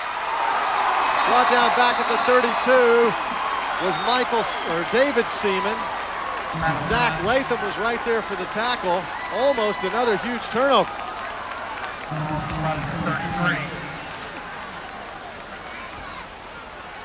53-yard punt official as you look at Latham, whose mom was a cheerleader at the University of Alabama. She was a great gymnast. And Zach showed some agility there, getting down for the stop. No, I'm not so sure that wasn't, you know, catch interference there in regards to him having the opportunity to catch the football on the fly. So it's 1st and 10 from the 32. That's Seaman. The senior getting clogged up in the middle. Big Mark McCarty and Corey Reynolds on the stop for Hoover. Boy, we've called Corey Reynolds quite a bit tonight. He has had a nice game. And McCarty, there's 52. QB Killa is his nickname. I love these kids. They fill out their bios, and you learn some pretty interesting stuff about it. QB Killa, and of course McCarty's the kid who won that Alabama Golden Gloves. Gray with his hands, 2nd down and 8. Breaking the tackle is Klura, and he gets a 1st down. McCarty another stop. There's 52 on the stop. And now before a 1st down, Kyle Klura. It's very clear to me right now, Doug, that John Curtis's whole goal is to slow this game down, dictate time of possession, and keep that Hoover offense off the field. If they do that, this game is going to come down to a field goal, and that is the weak link for the John Curtis football team. JT Curtis talked about how he does not feel good about his place-kicking situation. 1st and 10 from the 44. First time we've seen Joe McKnight since that 80-yard touchdown grab. Michael Dijon on the stop. Number 92, Kerry Murphy. Now, speaking of nicknames on the questionnaires, Doug, I mean, if Michael Dijon's, if his nickname's not Mustard, something's wrong. Play gains 3. It'll be 2nd and 7. You're right. You know, last year when they opened the season against Nice, he said his biggest thrill of his career so far was playing on ESPN. They were the only game of the day. That's right. Right down the street. They played at the high school, not here, because the baseball team was still involved in the playoffs at that point. To the right side, Mark McCarty, another stop. That's Darrell Brister, his first carry of the second half. Brister listed Utah State as a school that has shown interest. DJ will get an opportunity certainly to play somewhere in the future. Huge 3rd down defensively here for Hoover. They've got to get a stop and not allow this John Curtis team to continue to just chunk out yardage and take time off the clock. I notice a lot of the Hoover kids go for the strip sometimes instead of the tackle. And that time again, Seaman busts free. David Seaman will go the distance, and John Curtis Christian has the lead in Hoover. Whoa! Look at what we have here. You know, I've been somewhat critical tonight because just about every carry that's come out of the backfield has not gone to Joe McKnight. It's almost as if he's being used as a decoy tonight, but just a sensational job working the true veer, block down, get up to the 2nd level, and control the line of scrimmage, and then David Seaman just seeing it, just seeing the crease and turning on the wheels at the 2nd level. Boy, that was great blocking up front. They wiped out the Hoover front. And that's what the veer does. Stone, spear. Bullseye, 21-14. John Curtis Christian, the 11th ranked team in the country, has fought their way back from a 14-0 deficit. And they lead the nation's #1 by a touchdown here early in the 3rd quarter. Boy, are they excited or what? Watch the blocking. Boy, they just crumbled the Hoover defensive front. Nobody touched. David Seaman, 50 yards, pay dirt.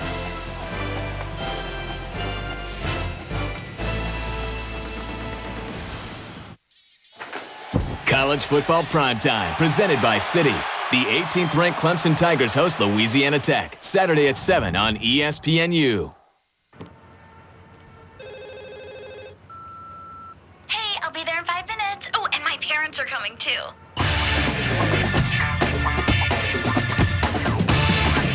Introducing Red Zone Deep Cleansing Body Wash, the active formula with microbeads. Cleans deep, down to the pore. I thought you said he was a fan. Old Spice Deep Cleansing Body Wash. Nothing cleans deeper.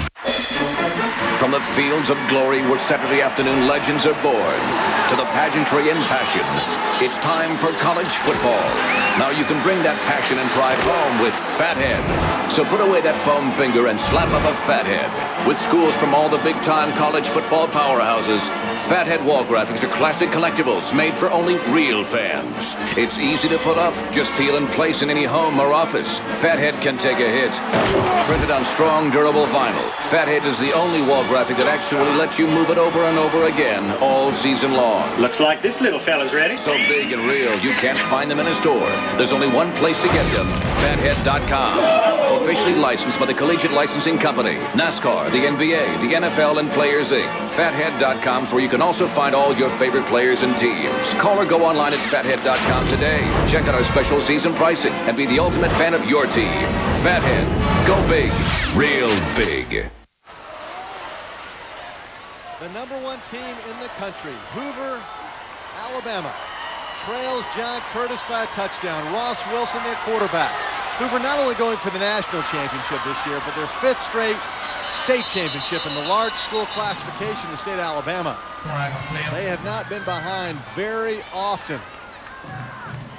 In fact, the last time they were behind, that was the controversial show on the two-a-days MTV when the coach really got mad at the kids. They lost to Tuscaloosa County. There you see Rush Probst. There it was, September 23rd. An illegal last substitution year against the defense. 5-yard penalty, still first down.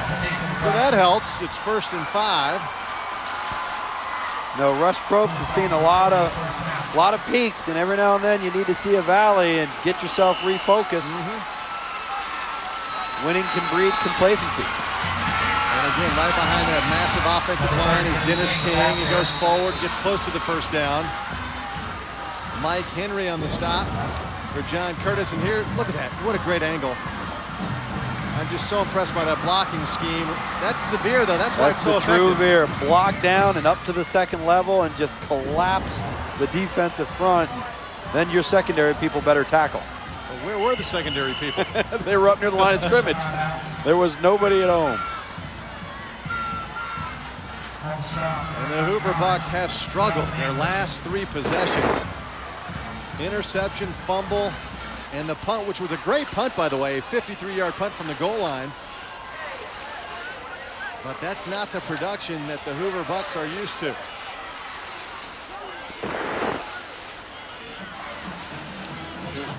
One of the things that they've kind of met their match, and that's Hoover that is, with this John Curtis ball club is John Curtis can match up with Hoover depth-wise. So if they start rotating players in to get some fresh legs, John Curtis can do the same thing. So, you know, that has not happened before when Hoover's has faced other opponents, and starting to catch up with them a little bit tonight. 1st and 10. Ball is just shy of the 25. Again, right up the hole, a gaping hole. Dennis King right up the middle. Another first down. P.J. Smith saves a huge gain. Good blocking by the Hoover Bucks. Yeah, Doug, we talked at the break. You know, Hoover's got to get back to running the football and set the tone up front and let your offensive linemen fire off the ball. They've been so used to being on their heels all night in the passing game. Again, behind the middle of that line. 9 yards for Dennis King. In fact, he fell forward. We'll see if he gets the first down mark. It'll be just shy. Kenny Kane on the stop. And let's credit Tommy Sikora, Matt Jones, the guards, Gary Kramer, the center. I mean, nothing fancy here, but we felt they needed to do this because obviously, passing-wise, nobody was open. Well, and they were becoming a little bit of a finesse football team, and that's not like them. They've been a spread offensive team that's been able to run the football, and so oftentimes people talk about running the football, and you got to be able to run it when you have to. I believe you got to run it when you want to, and dictate to the offense that that's how it's going to be done, and that hasn't been the case the last few series for Hoover. So this will be a 15-yard penalty, and they call it on Dennis King after the stop. He must have said something, and he gets taken out. You see the coach letting him know about it. It'll be 2nd down and 15. Make it 2nd and 17. Ouch. That's not what you need. Again, right up the middle, Owens runs into a wall. Langston Jones. Check out King as he gets up. And then he kicks. Yep, he kicked big Jonathan English. They're lucky he didn't get thrown out of the game for that. You know, absolutely uncalled for, unnecessary, at a critical point of the game.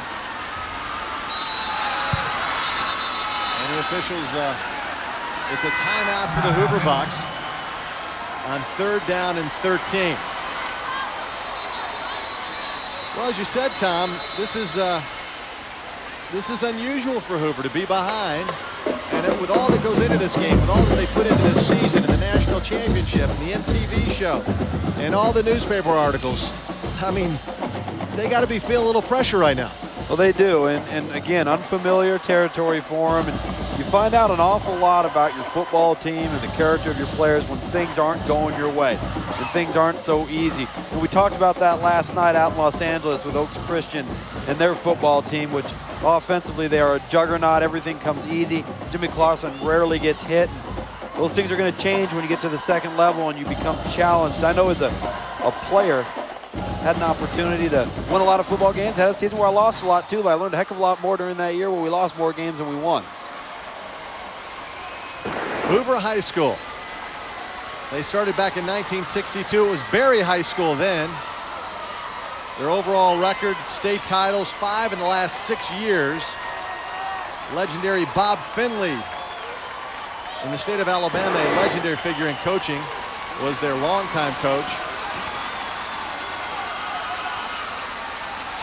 And now Rush Probst has taken it to a new level. Ross Wilson on 3rd and 13. Again, plenty of time, and that's intercepted. Intercepted John Curtis Christian. Kenny Kane was just standing right there in the zone. Let me tell you something, as a quarterback, and I have done it, and so has every other quarterback that's played the game at a high level, there are times where the fans will be looking and saying, how can you not see that guy? And you really don't see the guy. You're focusing on something that's beyond the player, and he just throws it right to him. And instead of having an opportunity to kick the ball and play defense, to give the John Curtis great field position. So John Curtis Christian with lots of momentum. Kyle Kalura, their senior quarterback, gives off to Seaman, who runs again right up the middle on a great push. He falls forward for a gain of 6.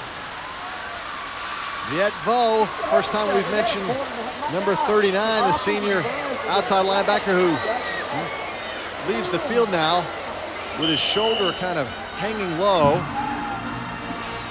As you look at Rush Probst, we met with Rush yesterday, and he talked about winning a national championship.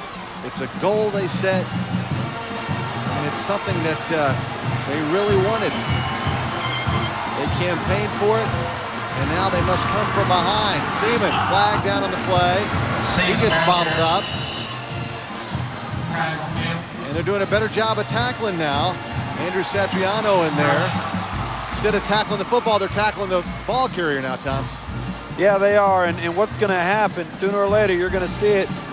Kalura, at quarterback's going to pull that ball, and he's going to be right around the end, and they better have somebody, whether it be primary or secondary run support, come and force off of the edge and be capable and ready to make that play.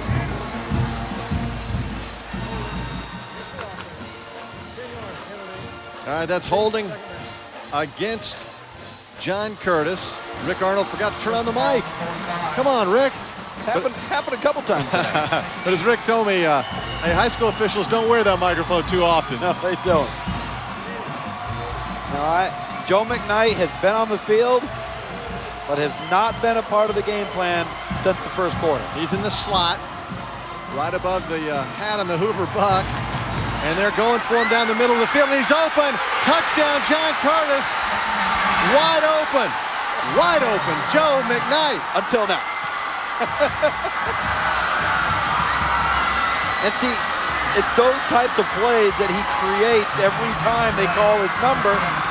But what is that, the third time they've called his number in 3 quarters now, and showing the versatility. You see him split out to the slot, the play action, they set him up, sucked everybody close to the line of scrimmage. Nice job by Kyle Kalura, the quarterback, standing tall back there, and throws it right over the shoulder of Joe McKnight. Kwesi Mitchell, again, you hate to point out one young man, but on the 80-yard touchdown pass, he got sucked in. And the extra point is good. And that makes it 28-14. The Hoover Bucks are stunned. This is like Buster Douglas and Mike Tyson, huh? Joe McKnight with a TKO.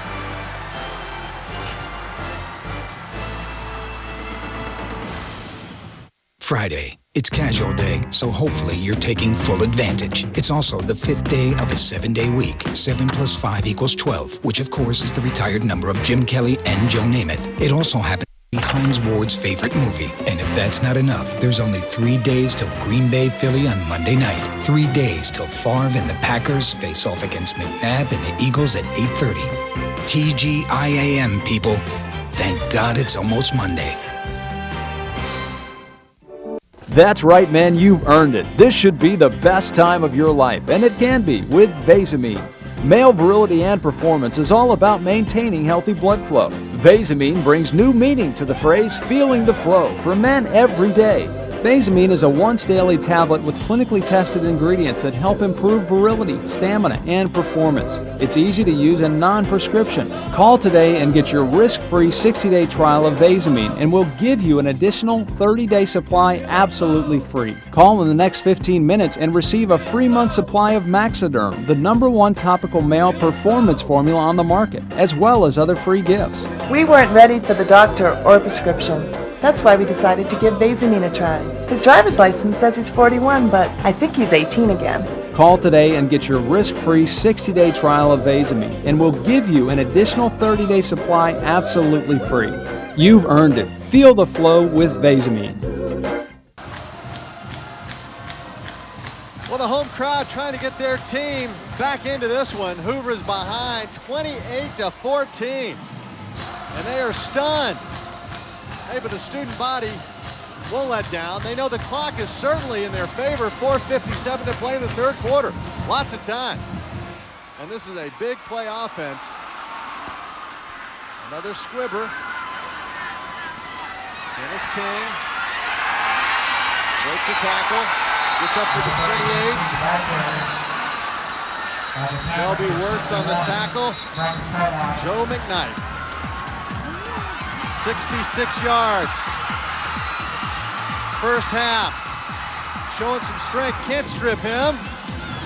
And then the 80-yard touchdown. And then we almost forgot about him, Tom. That's right.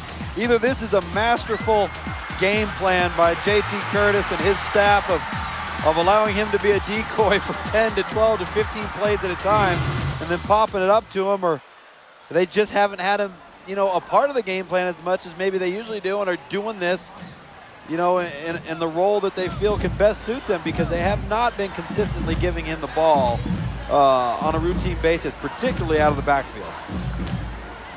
We'll check the flag, and it's against Hoover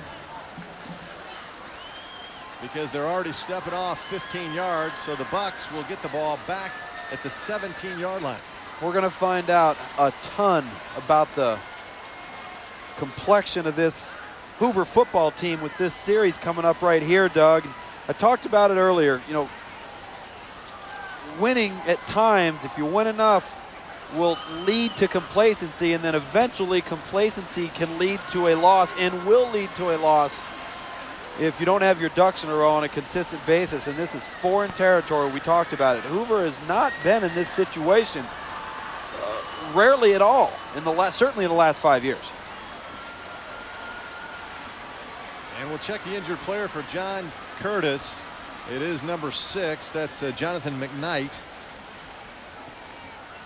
Joe's little brother. That's Joe's little brother. He's a 9th grader. And he just got squashed there on the kickoff. And we'll watch the replay now. And there he is. Oh, wow. And that's the penalty right there. A shot in the back, actually the head too. Brandon Langston just rammed him from behind. And the young man hopefully will be okay and can return to this football game. Really, what coaches would call a stupid penalty there. The rule of thumb, if you can read the name on the back of his jersey, don't block it. Although there are no names on the back of either one of these teams' jerseys, but you get my point.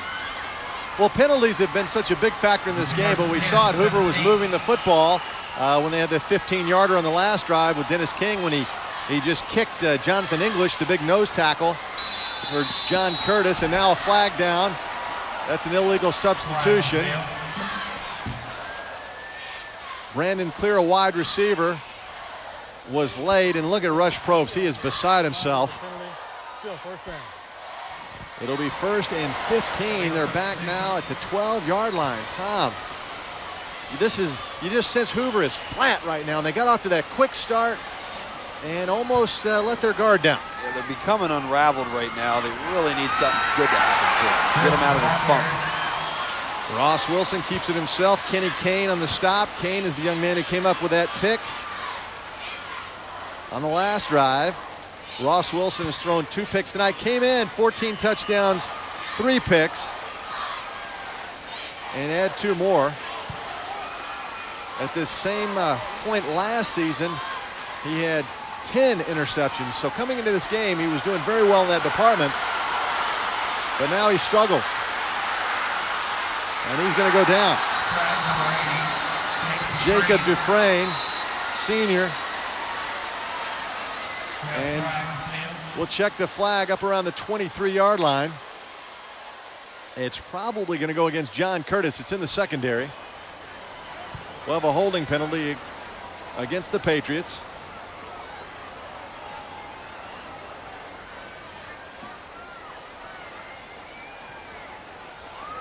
Defensive holding. 10-yard penalty from the end of the run. Repeat, second down. It'll be second down and a more manageable 7 yards to go as you look at J.T. Curtis, man who has 20 state championships to his credit. And there's that screen over the middle that usually is a big play for Hoover. Michael Hall gets bottled up by big number 99 Tank, Jonathan English. They call him the Tank. I wonder why. He is a squatty body. I tell you what, he plays low to the ground. He needs to do a better job with his hands. He's going to develop. He's got some upside. Certainly got some great size and quickness. Sniffs out the screen right here, and excellent tackle on a quick open field guy. Third down. Ross Wilson better hurry. He really does a nice job. How he saw that defender coming, I don't know, but he better do something with it quickly. And he gets thrown down back at the 2-yard line. Mike Walker gets the sack. You know, he says he loves Brian Urlacher, Mike Walker, and that time he looked like the Chicago Bears linebacker. He certainly did. Great job once again in the secondary for John Curtis. They've got a young group back there. This was the question mark of their football team coming into the 06 season. Robbie Green at corner, P.J. Smith just a junior, Colby Arsenault, they're all getting it done on the back end. Now we're going to talk about a significant change in field position and another penalty done. Boy. Wow. Things are getting sloppy right now. Ross Wilson. On the defense. That'll be against John Curtis encroachment. Still fourth down. So at least they get a little more breathing room on the punt. Rush Probst, hands on the head. Right now, inside his head, he's saying they are going to get the ball on our side of the field. Jordan Means needs to kick another one 53 yards like he did on the last punt attempt. But this time he's standing in his own end zone. Low snap, good kick. And Seaman fields it at the 45, looking for a wall. Flag down, block in the back. He's tackled at the 48. And now we just see a sea of flags almost every play. 44-yard kick. -4 in the return, but we'll tack on 15 for the block in the back.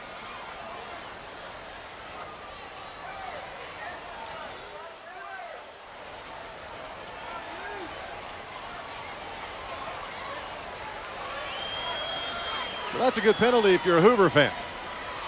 That's why, you know, you have a nice punt of 44 out of your end zone, and then I'll tack on another 15. It's illegal block in the back during the return by the receiving team. 10-yard penalty, first down. Yeah, it's a 10-yard penalty, excuse me. J.T. Curtis. Check out these numbers. His first season, as he told us the other day, he said, listen, I was 0-10 and we scored 2 touchdowns. And he goes, there were a lot of grumblings, people to my dad saying, are you sure you want your son coaching this football team? But they've had some success since, and check out that. That's the veer, man. They just won't go down. That's hard running. Daryl Brister, Michael DeJohn comes up with a stop finally. Mustard, my man. Boy, Brister really ran hard. 8-yard pickup. Second and 2. Second down and 2. Here comes the ultimate decoy, Joe McKnight. You know, it's amazing he doesn't play that much. It's unbelievable. But every time he touches the ball, it seems to be a 70-yard big play for a score. So he's at the top of your screen, number 4. On Second down and 2. Beware. Seaman still fighting. No gain. Andrew Satriano wrapped him up and just wouldn't let him go. There you see Satriano, the senior. All these seniors, I mean, just think about it. They've won 3 state championships in a very competitive division in the state of Alabama. They won 4. But this year they were hoping for the elusive national championship in high school football, which is becoming bigger and bigger every year. And about as mythical as you can get. Yeah. Third down and a long yard. The quarterback, Plura, goes nowhere. In fact, he gets sent backwards and he gets flattened. Viet Vo was in there. Satriano was back in there. Vo left with that hurt shoulder before, but he was back there, and it'll bring up 4th down and about 1.5 yards. Look at that. Interesting that they're going to punt right here. Thought they might take a shot. Be careful. They have all sorts of different alignments here on their punt team.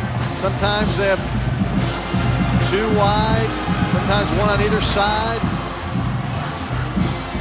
Oh, that was a high snap. Connor Mullins did a nice job. And the fair catch call by Cortez Hill. 26-yard punt. Cortez's cousin was a pretty good player here at Hoover High School, Chad Jackson. Now with the New England Patriots, Ross Wilson needs to lead his team back. 3rd quarter in the books, 1 quarter to go for the #1 team in the country.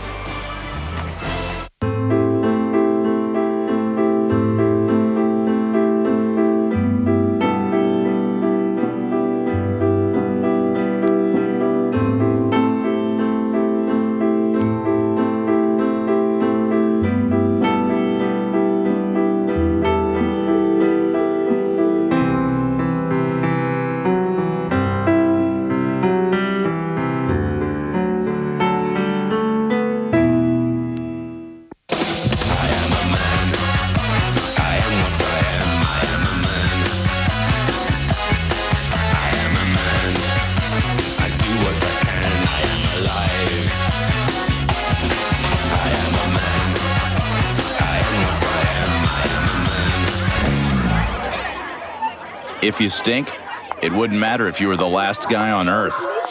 Try new long-lasting Red Zone Clear Gel from Old Spice, our strongest clear gel ever. Starting a new garden doesn't have to be backbreaking. Not when you have the Mantis Tiller Cultivator. It does all the hard work for you. The powerful 2-cycle engine spins the patented tines deep into the soil. It cuts through the hardest clay and tangled weeds, yet maneuvers nimbly through the tightest spaces. Now get this amazing Mantis at huge factory direct savings. Plus, we'll give you this border edger free. Call now for complete information. 1-800-396-3535.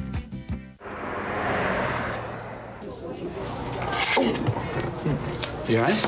Yeah, just an old football injury. Tore my rotator cuff against the Giants in '88. Yeah, got to play hurt though, right? Oh, absolutely. Actually, I burnt my tongue on some lentil soup last night. It really hurts. Be okay to do the show? Oh, yeah. I'll suck it up. What makes them different makes them great. Mike and Mike in the Morning on ESPN Radio and ESPN.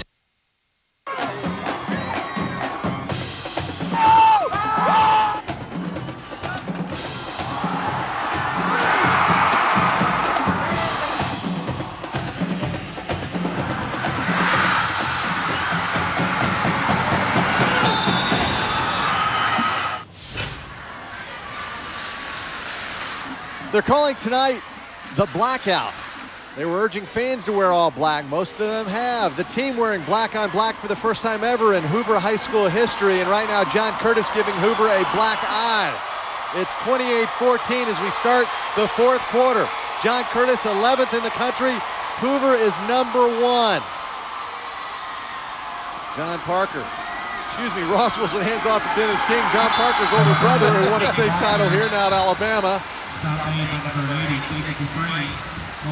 Jacob Dufresne, another stop. Dufresne has had a nice game at the outside linebacker slot. He wears number 80 for John Curtis. Kentucky recruiting him. He's a young man. You talked about these guys needing their senior year and getting through, and he's a guy that's going to garner more attention. He's got a great motor. He really runs to the football, and that's something coaches certainly are keeping their eye out for. Check out those numbers. 11 passing yards for the explosive offense of Hoover. On the ground, though, out of bounds, first down. Michael Hall, haven't called his name. Robbie Green got him out of bounds. Hall was a main cog in the first half, but he's been quiet since. He's got a burst, came in averaging close to 8 yards a carry.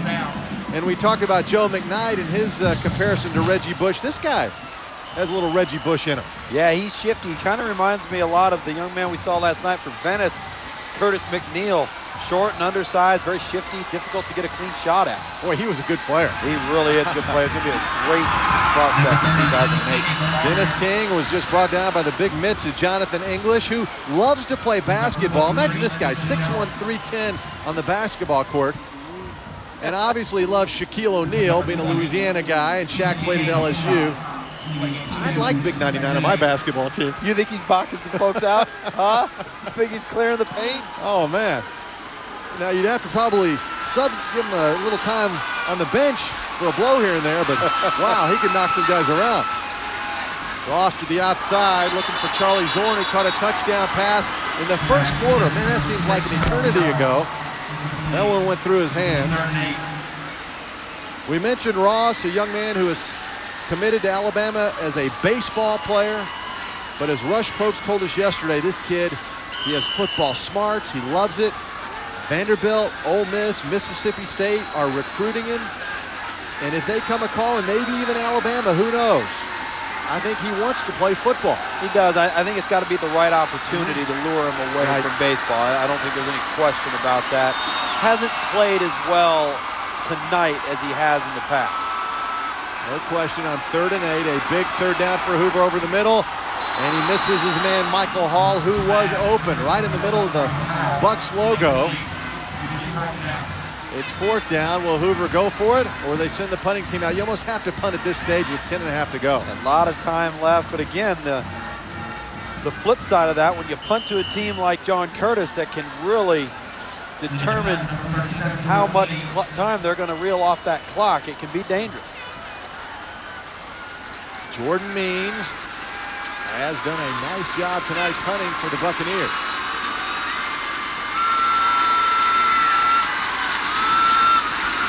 He kicks him high and long. Oh, that hit off the back of a Hoover player, and that is a penalty. And John Curtis is running the wrong direction. He picked up the loose ball and ran the wrong way.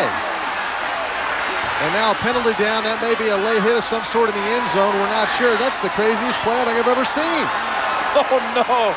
I'm having flat. Are you going to do Marshall, Are you going to do the John Vicenta voice now? Please do it for me, please. That's Colby Arsenault, and they're letting him know, Colby, you went the wrong way. Wrong way, Colby. Oh, man. I think that he just figured it out right about now. The poor young man, he thinks he's making a great play. Now, Rush Probst is signaling it should be a safety, but it's all for naught because the penalty on Hoover. That's exactly right. Oh, man. That was a 35-yard punt that bounded off the back of a Hoover defender. And then this poor kid, Colby, smiling now because he realizes his mistake will go for no points. Now, if Charles is fortunate enough to win this football game, can you imagine that bus ride home? That poor kid, I don't think anybody will be able to walk past his seat on the bus without making some wisecrack. I'm thinking of him right now.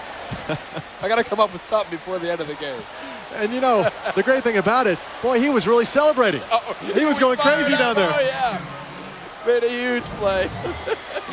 Say one thing about him, he's enthusiastic. Now look, there he is. He picked it up, and he's off to the races. Wrong way. And look, the Hoover kids are like, what the heck is he doing? They're chasing him because they know. Look at him.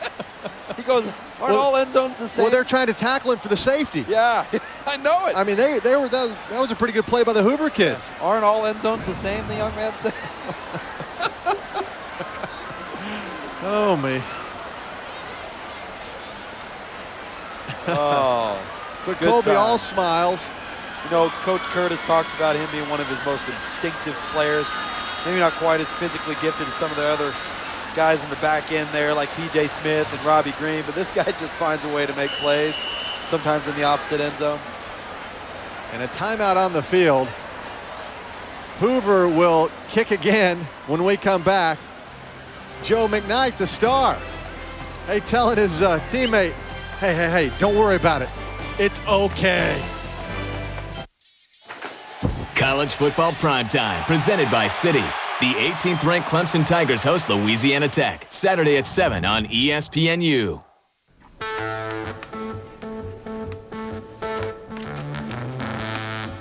Can anyone tell me what happened to Napoleon when he tried to invade Russia? Brian? This voice Principal Jackson reminding you about the big game tonight. Today's lunch special. Hey, Ryan. Somebody's going to get their first loss here tonight.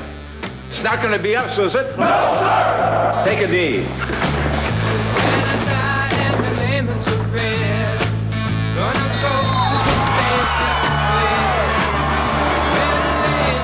We can take him.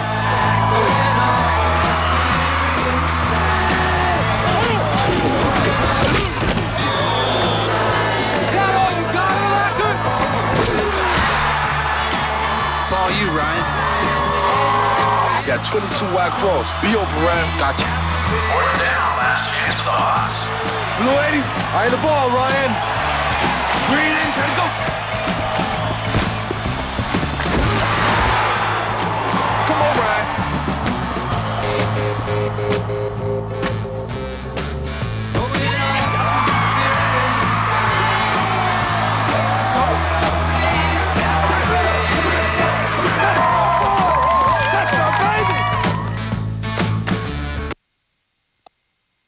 ESPN's presentation of the Old Spice High School Showcase is presented by NikeGridIron.com. Football is everything. And in part by Old Spice. Smell great. We're live in Hoover, Alabama, the Hoover Metropolitan Stadium. They call it the Hoover Met. It's home of the Birmingham Barons, AA of the Chicago White Sox, and the Hoover Bucks. And they're going to punt one more time. Jordan Means on 4th down and 22. Oh, that's a very nice punt. Joe McKnight fields it at the 40. Dodges the first tackler, flag down. Finds a gaping hole. And he's hard to bring down. Wow, down to the 31. They finally wrestle him to the ground. But there is a flag down that just might bring this back. I'll tell you what, we've had very few plays since about the early going of the second quarter where there hasn't been a penalty flag.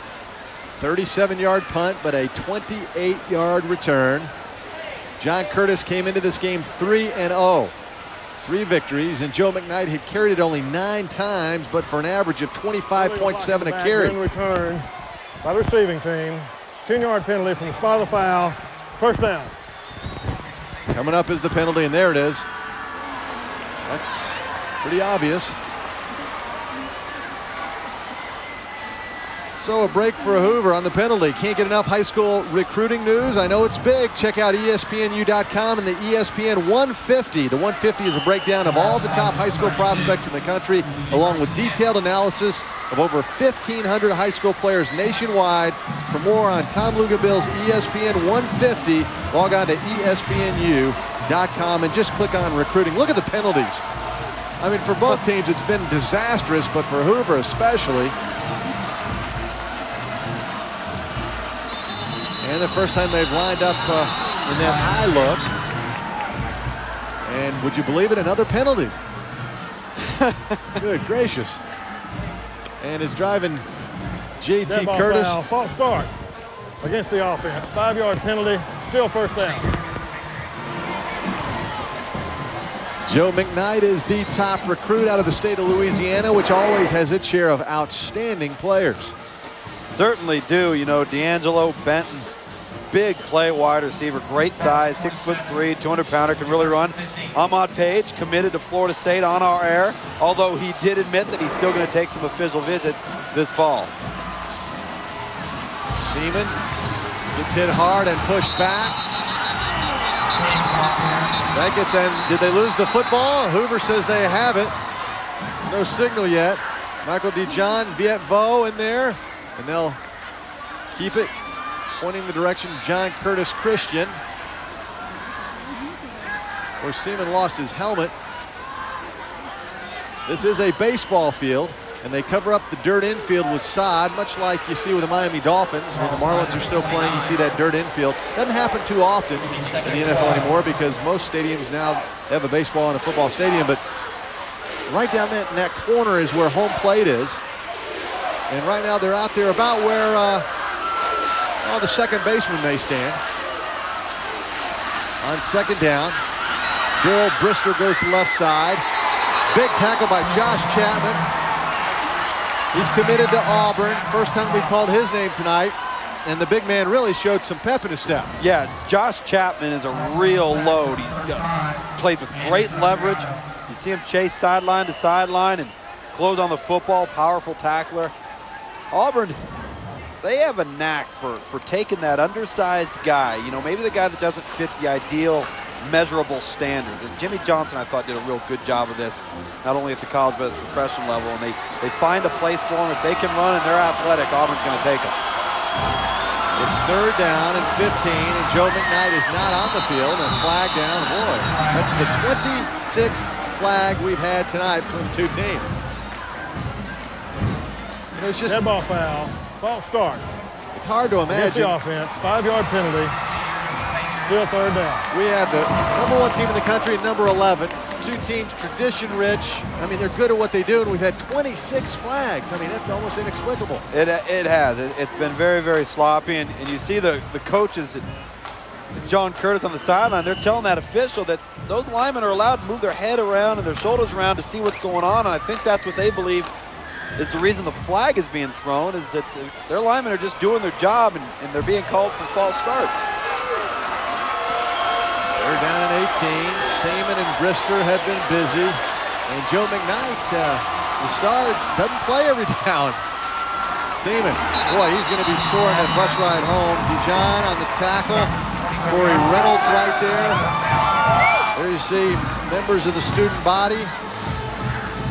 Large, strong, just get packed in there like sardines here at the Hoover. Man, look at them. It's a cool night. Those guys, I'll tell you what, if I had my shirt off right now, you wouldn't want to see it, but I'd be cold.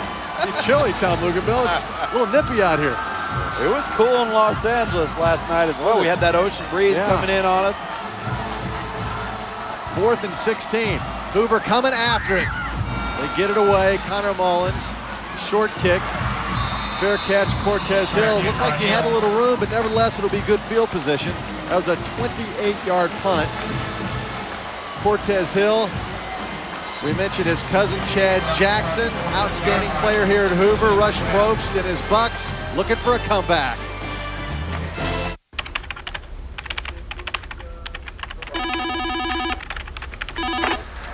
Hello? Jake's warming up. Excuse me? Come on, guys, quit playing games. Get Bobby up right now. I think you might have the wrong number. What? Who is this? Who's this? Brother, you called me. You got the wrong number, Hey, okay? I don't know what you guys doing. Freak.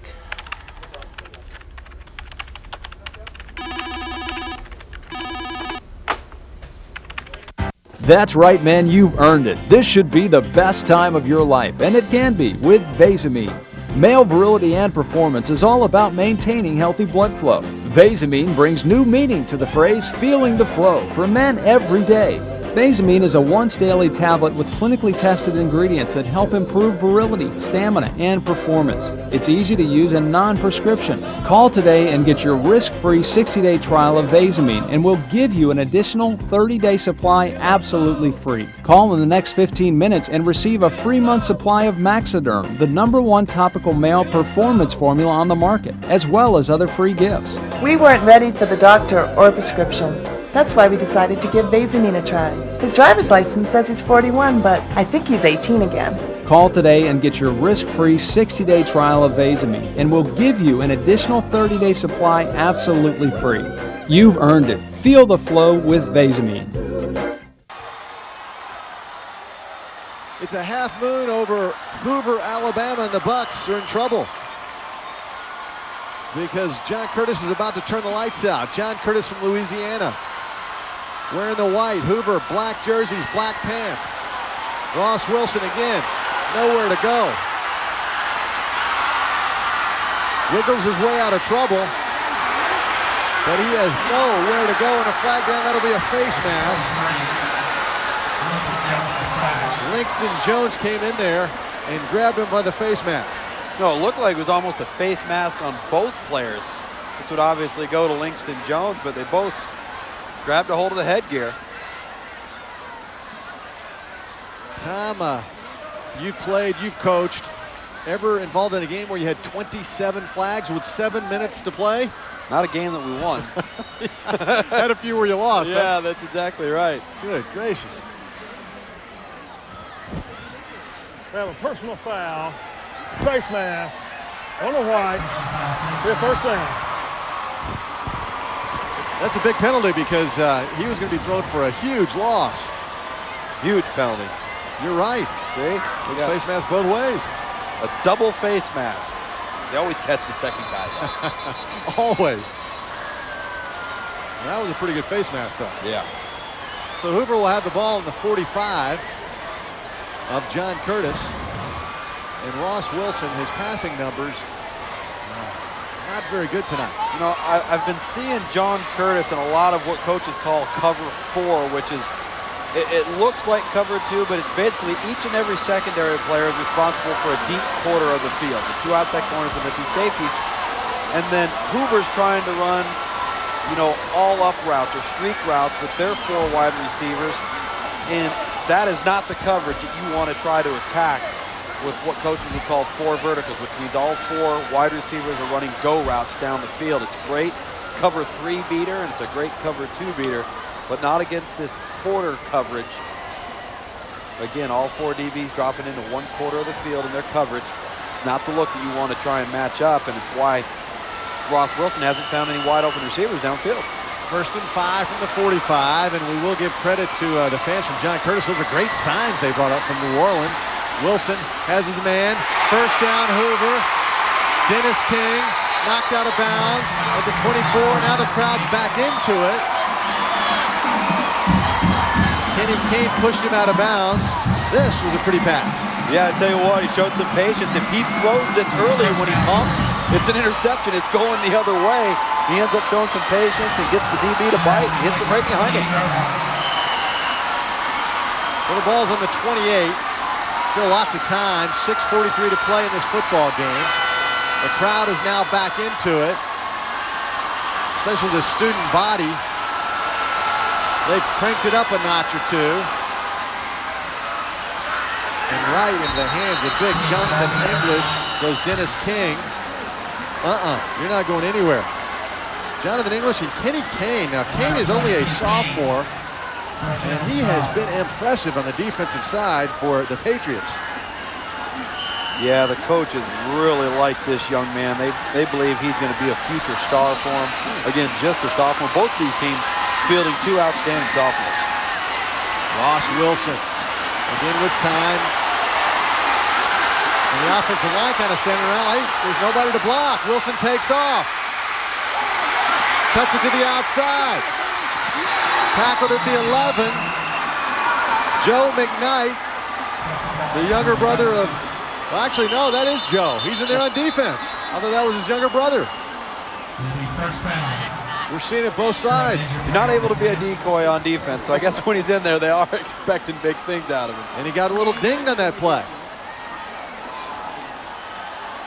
Yeah, he's holding his ankle. He is wincing in pain there. Let's see if we can get a good clean shot of what happened to him.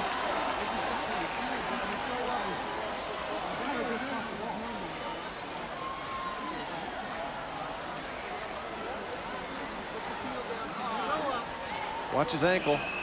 Just kind of turned it just as he was going into Wilson. And they're going to help him off the field. They helped his brother off earlier, and now... Yeah, that looks like a cramp, Doug, in terms of how stiff he's carrying his leg there. And go over and rub some dirt on it, get some tape on it, a couple Band-Aids, get some fluids in him. That's the franchise right there.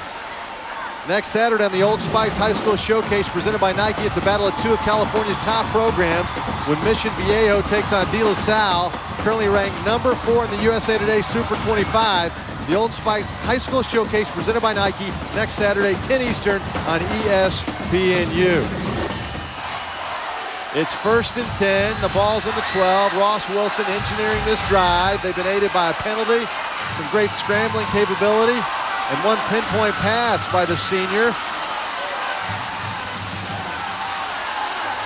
Trying to lead his team to a dramatic comeback. Michael Hall takes it wide, and he gets thrown out of bounds by who else? Kenny Kane. Wow. Kane has been all over this field tonight.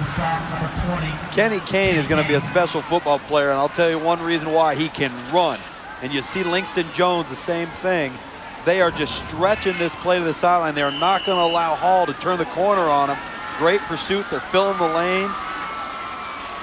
And now the clock has stopped, obviously, by forcing him out of bounds.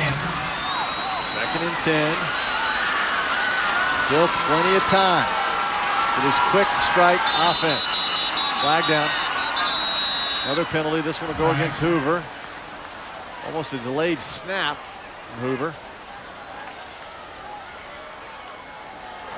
Dead ball foul. False start. Against the offense. 5-yard penalty. Still 2nd down. You look at Ross Wilson.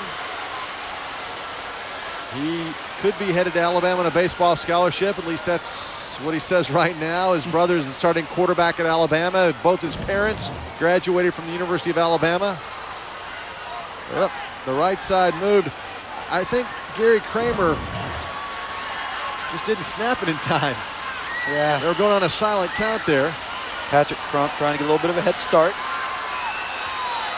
It's 2nd down at 15. The ball is on the 16. Again, Ross Wilson looks through the sidelines. No huddle, shotgun. And again, he has time. Being chased as he has been all night into the end zone. No.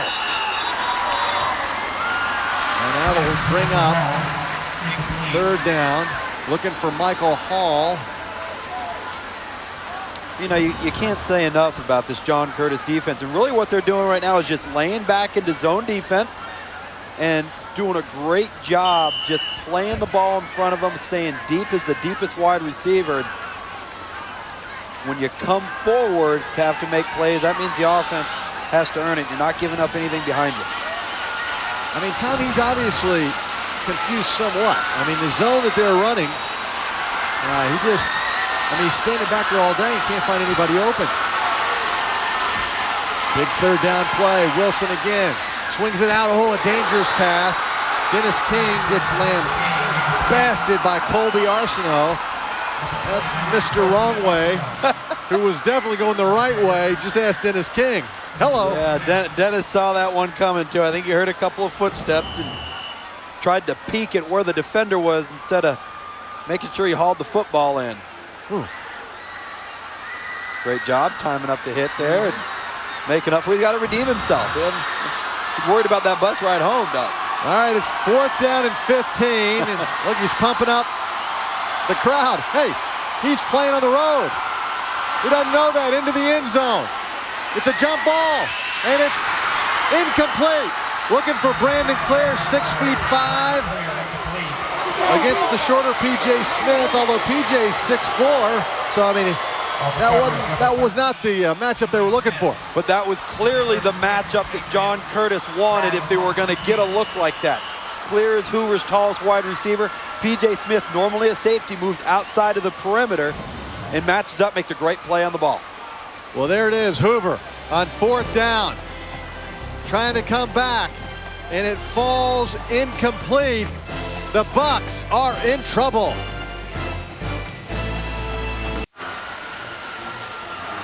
The Hoover Bucks hanging their heads down by 2 touchdowns. 5:07 to play on their home field. It has been a frustrating night, and keep in mind, they jumped out to a 14-0 lead. Saturday, ESPNU has a full day of college football. At noon Eastern, it's Toledo taking on Pittsburgh. 3:30, Rice visits West Point for a meeting with Army. College football presented by Allstate on ESPNU Saturday. First down for the Pats from River Ridge, Louisiana. You know, a team that has a million stories about Hurricane Katrina, players that were displaced. It was interesting. They all took shelter, obviously, when the hurricane came through. J.T. Curtis, his family, they came back to the school. They had heard that a huge tree had demolished the elementary school. And when they got there, amazingly, a crepe myrtle that their dad had planted in 1962 was holding the huge tree just a few feet away from the building. I mean, is that amazing or what? Sometimes in the wake of tragedy, you see a little glimpse of something positive. I mean, that is just an unbelievable story. And of course, the father was a father figure not only to his family, but the kids from this non-denominational Christian school that's been around for a long time, since 1962. J.T. Curtis and his football team, they have 20 state championships. He tried to downplay the importance of this game, but you sense, hey, with the build-up with Hoover, the MTV program, the national rankings, that John Curtis Christian came into this game looking to make a statement. Well, they had nothing to lose and everything to gain. They knew they had a good football team. They respected Hoover, and you know, like we've talked about, things have not gone Hoover's way, and they're gonna learn the last 3 minutes and 45 seconds. If they don't come up with some plays and win this ball game, it's gonna be a tremendous learning experience for his football team. A year ago in September, Hoover High School lost to Tuscaloosa County, which is 45 minutes down the highway. And it was a game much like this, penalties, mistakes. They didn't lose a game the rest of the season. In fact, they had a rematch with Tuscaloosa County in the playoffs, and Tuscaloosa County did not have a yard on offense until late in the fourth quarter. And I think that instance against Tuscaloosa County, as opposed to this one here, is I think that was a lack of focus and preparation and maybe respect for your opponent, where they run up against a football team that could play with them here as far as depth, and they certainly respected John Curtis, and John Curtis has stepped it up and really, bottom line, has made fewer mistakes than Hoover has. So it's 3rd down and 4, and they must stop John Curtis. Fumble, and the Patriots pounce on it. That ball was knocked loose from David Seaman. And the quick recovery. That was Kevin Wild, the tight end. And this is the first game that he's played without a cast on his hand. Recovering from a broken hand. Big recovery. Certainly benefited him there, didn't it? So both teams now getting set for 4th down. It'll be 4th and 7. We are live in Hoover, Alabama.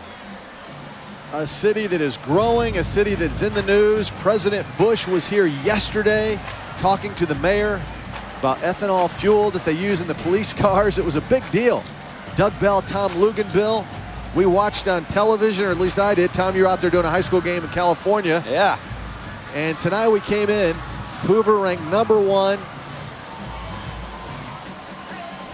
And the student body had a pep rally today you just would not believe. I mean, they were blowing the roof off their gymnasium. They were pumped up. The team, after a 14-0 start, 2 quick touchdowns, they have been flat. And credit the kids from John Curtis Christian, the Veer offense, and a young man by the name of Joe McKnight, who you will hear much more about in years to come wherever he decides to play college. He is electrifying. I know Reggie Bush plays for the Saints on Sunday, but I thought for a minute that he snuck into a John Curtis uniform on Fridays. I mean, Joe McKnight was tough. A lot of people are making that comparison.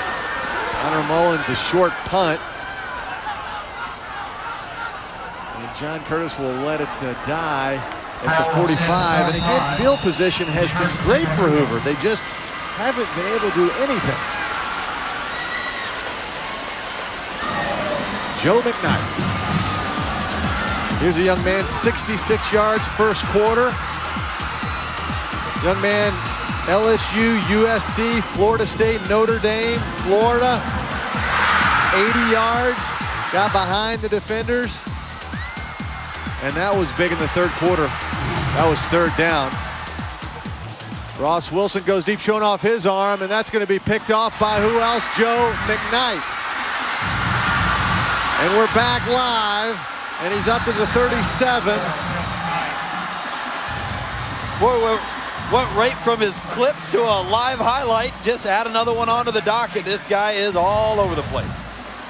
And the crowd came in from New Orleans. That sideline holds about 1,300. It is packed.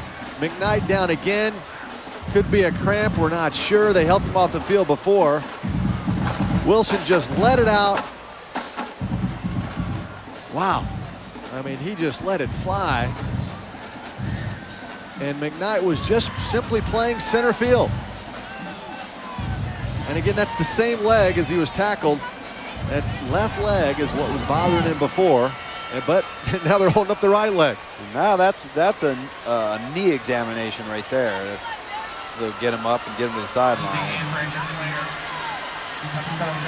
Time now for the Old Spice player of the game, and who else but that young man, Joe McKnight. 69 rushing yards, 66 on one carry.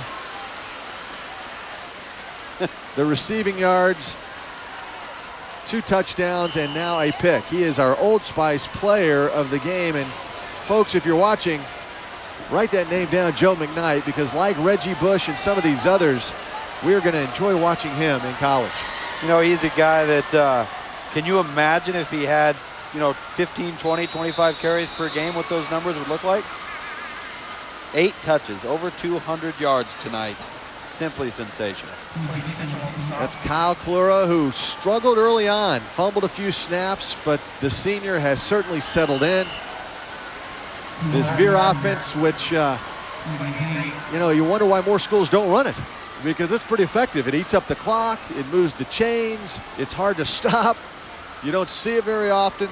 Well, I think you see it a lot more than you think. You certainly see the wing tee a bunch. It's the type of offense that you run because of the personnel within your program. And, not everybody's got the personnel to run the spread offense and do some of those things. Everybody has the passer to do some of those things. So you never try and stick a square peg into a round hole, Doug. And that will go for another first down. Hey, tell me this, Tom, because we're only the 6th week of the season. So these Hoover kids, while their hopes for a national championship, and in high school football, it really is a mythical national championship. As the mayor told us at halftime, I don't think we're going to go to the White House and see the president when we win that. Yeah. But they still, this game really is, I don't want to say meaningless, but next week they start playing their area games. They get ready for the playoffs. They can still win their 5th straight state championship. Well, yeah, and I think that's got to be the focus from here on out. Worry about what's in front of you in relationship to your conference, to your region, and then obviously the state championship. Because in the end, that's all that really, truly matters in regards to an illegal shift on the offense. 5-yard penalty, still third down. Our Old Spice High School Showcase coming up next week. Looking forward to watching De La Salle, a team that up until last season had the longest winning streak in high school football. Bob Laddiser talked to him many times on a radio show that I did for years, and what a pleasure he is to talk to. And then, Tom, you and I are going to D.C. for Coolidge-Dunbar. Talk about a rivalry game. Yeah, that one's going to be interesting. Now, you talk about 2 football teams with great athletes. Dunbar, Nathan Bussey at quarterback, and Aurelius Ben we've talked about already. Ron Zook up at Illinois, really in hard on Aurelius Ben. And just eating up time, there's the quarterback going forward for another first down. Our Old Spice High School Showcase presented by Nike. We didn't expect this. I honestly didn't think the #1 team in the country was going to lose on their home field by 2 touchdowns. No, certainly not. I did expect it to be close because I knew coming into this game that John Curtis had the depth to hang with Hoover, and wow, but 28 unanswered points. And look, the helmets are held high, where the kids are going to have a fun bus ride back to New Orleans. Except for Colby Arsenault. He was the young man who went the wrong way, but thank goodness there was a penalty on Hoover. But something tells me he's going to get a little ribbing. Oh, he's going to be unmerciful. Yeah. Oh, now. He'll never let up. Look at it. They've won 20 state championships in Louisiana. But the Curtis Crazies up there. Oh, boy. They're enjoying this. Probably got one more snap. Look at the moms and dads and grandmas, grandpas. Andrew Neerman, his grandmother and grandfather come to every game no matter where he plays. They live in San Antonio, Texas. They're in that throng of fans tonight. The Hoover Bucks and their fans were dreaming and hoping of a national championship. But now they'll have to focus on a state championship. And when you get right down to it, Tom, maybe that's what these kids should be focusing on. That's exactly right. And you know, we talked about that. The state championship and the conference, that's priority #1 for these kids. Top 25 will change next week in the USA Today. Hoover will obviously fall. How far, who knows? De La Salle, a team we'll see next week. And #5, they're going to climb. John Curtis will climb. Burns will be your new #1. Yeah, you know, Burns will have the opportunity to hold that top spot likely. I'm not so sure how well they would match up with Lakeland. I think Lakeland might have a little bit too much for him, but it sure would be a great matchup, obviously. And Lufkin features Des Bryant, another one of our wide receivers in the ESPN 150. Oaks Christian, who saw on ESPN2 last night. Hoover will likely fall out of the top 10, and that's the thing about the high school poll. I mean, once you lose, you have all those other undefeated teams that you're going to have to fall below. And the second 10, John Curtis, will climb into the top 10, certainly, and Hoover will fall below them. Likely Hoover will go from 1 to probably 11. Just speculating, but it's going to be a yeah, they could drop significantly, certainly. So congrats to J.T. Curtis and the Patriots of John Curtis Christian from River Ridge, Louisiana. Rush Probst, the head coach at Hoover High School. Oh, I like to see that. That's good sportsmanship right there. Certainly. Well, it's two very good football coaches who've been around a long time, who in a hard-fought football game tonight, John Curtis was the better football team. No question. Isn't that a nice scene? That's Mom, by the way. If you're wondering. Hey, when you're victorious in a game like this, you get those hugs and kisses, huh? That's exactly right. It sure does feel good to win. I tell you what, doesn't feel good to lose. This one will linger with Hoover for a while. Once again, our final score was John Curtis Christian 28, Hoover 14. Next Saturday, 2 of the top programs in the state of California. It's De La Salle taking on Mission Viejo. Coming up next, college football, USC Arizona. For more information, log on to ESPNU.com. For Tom Lugan, Bill, our entire crew, I'm Doug Bell. So long.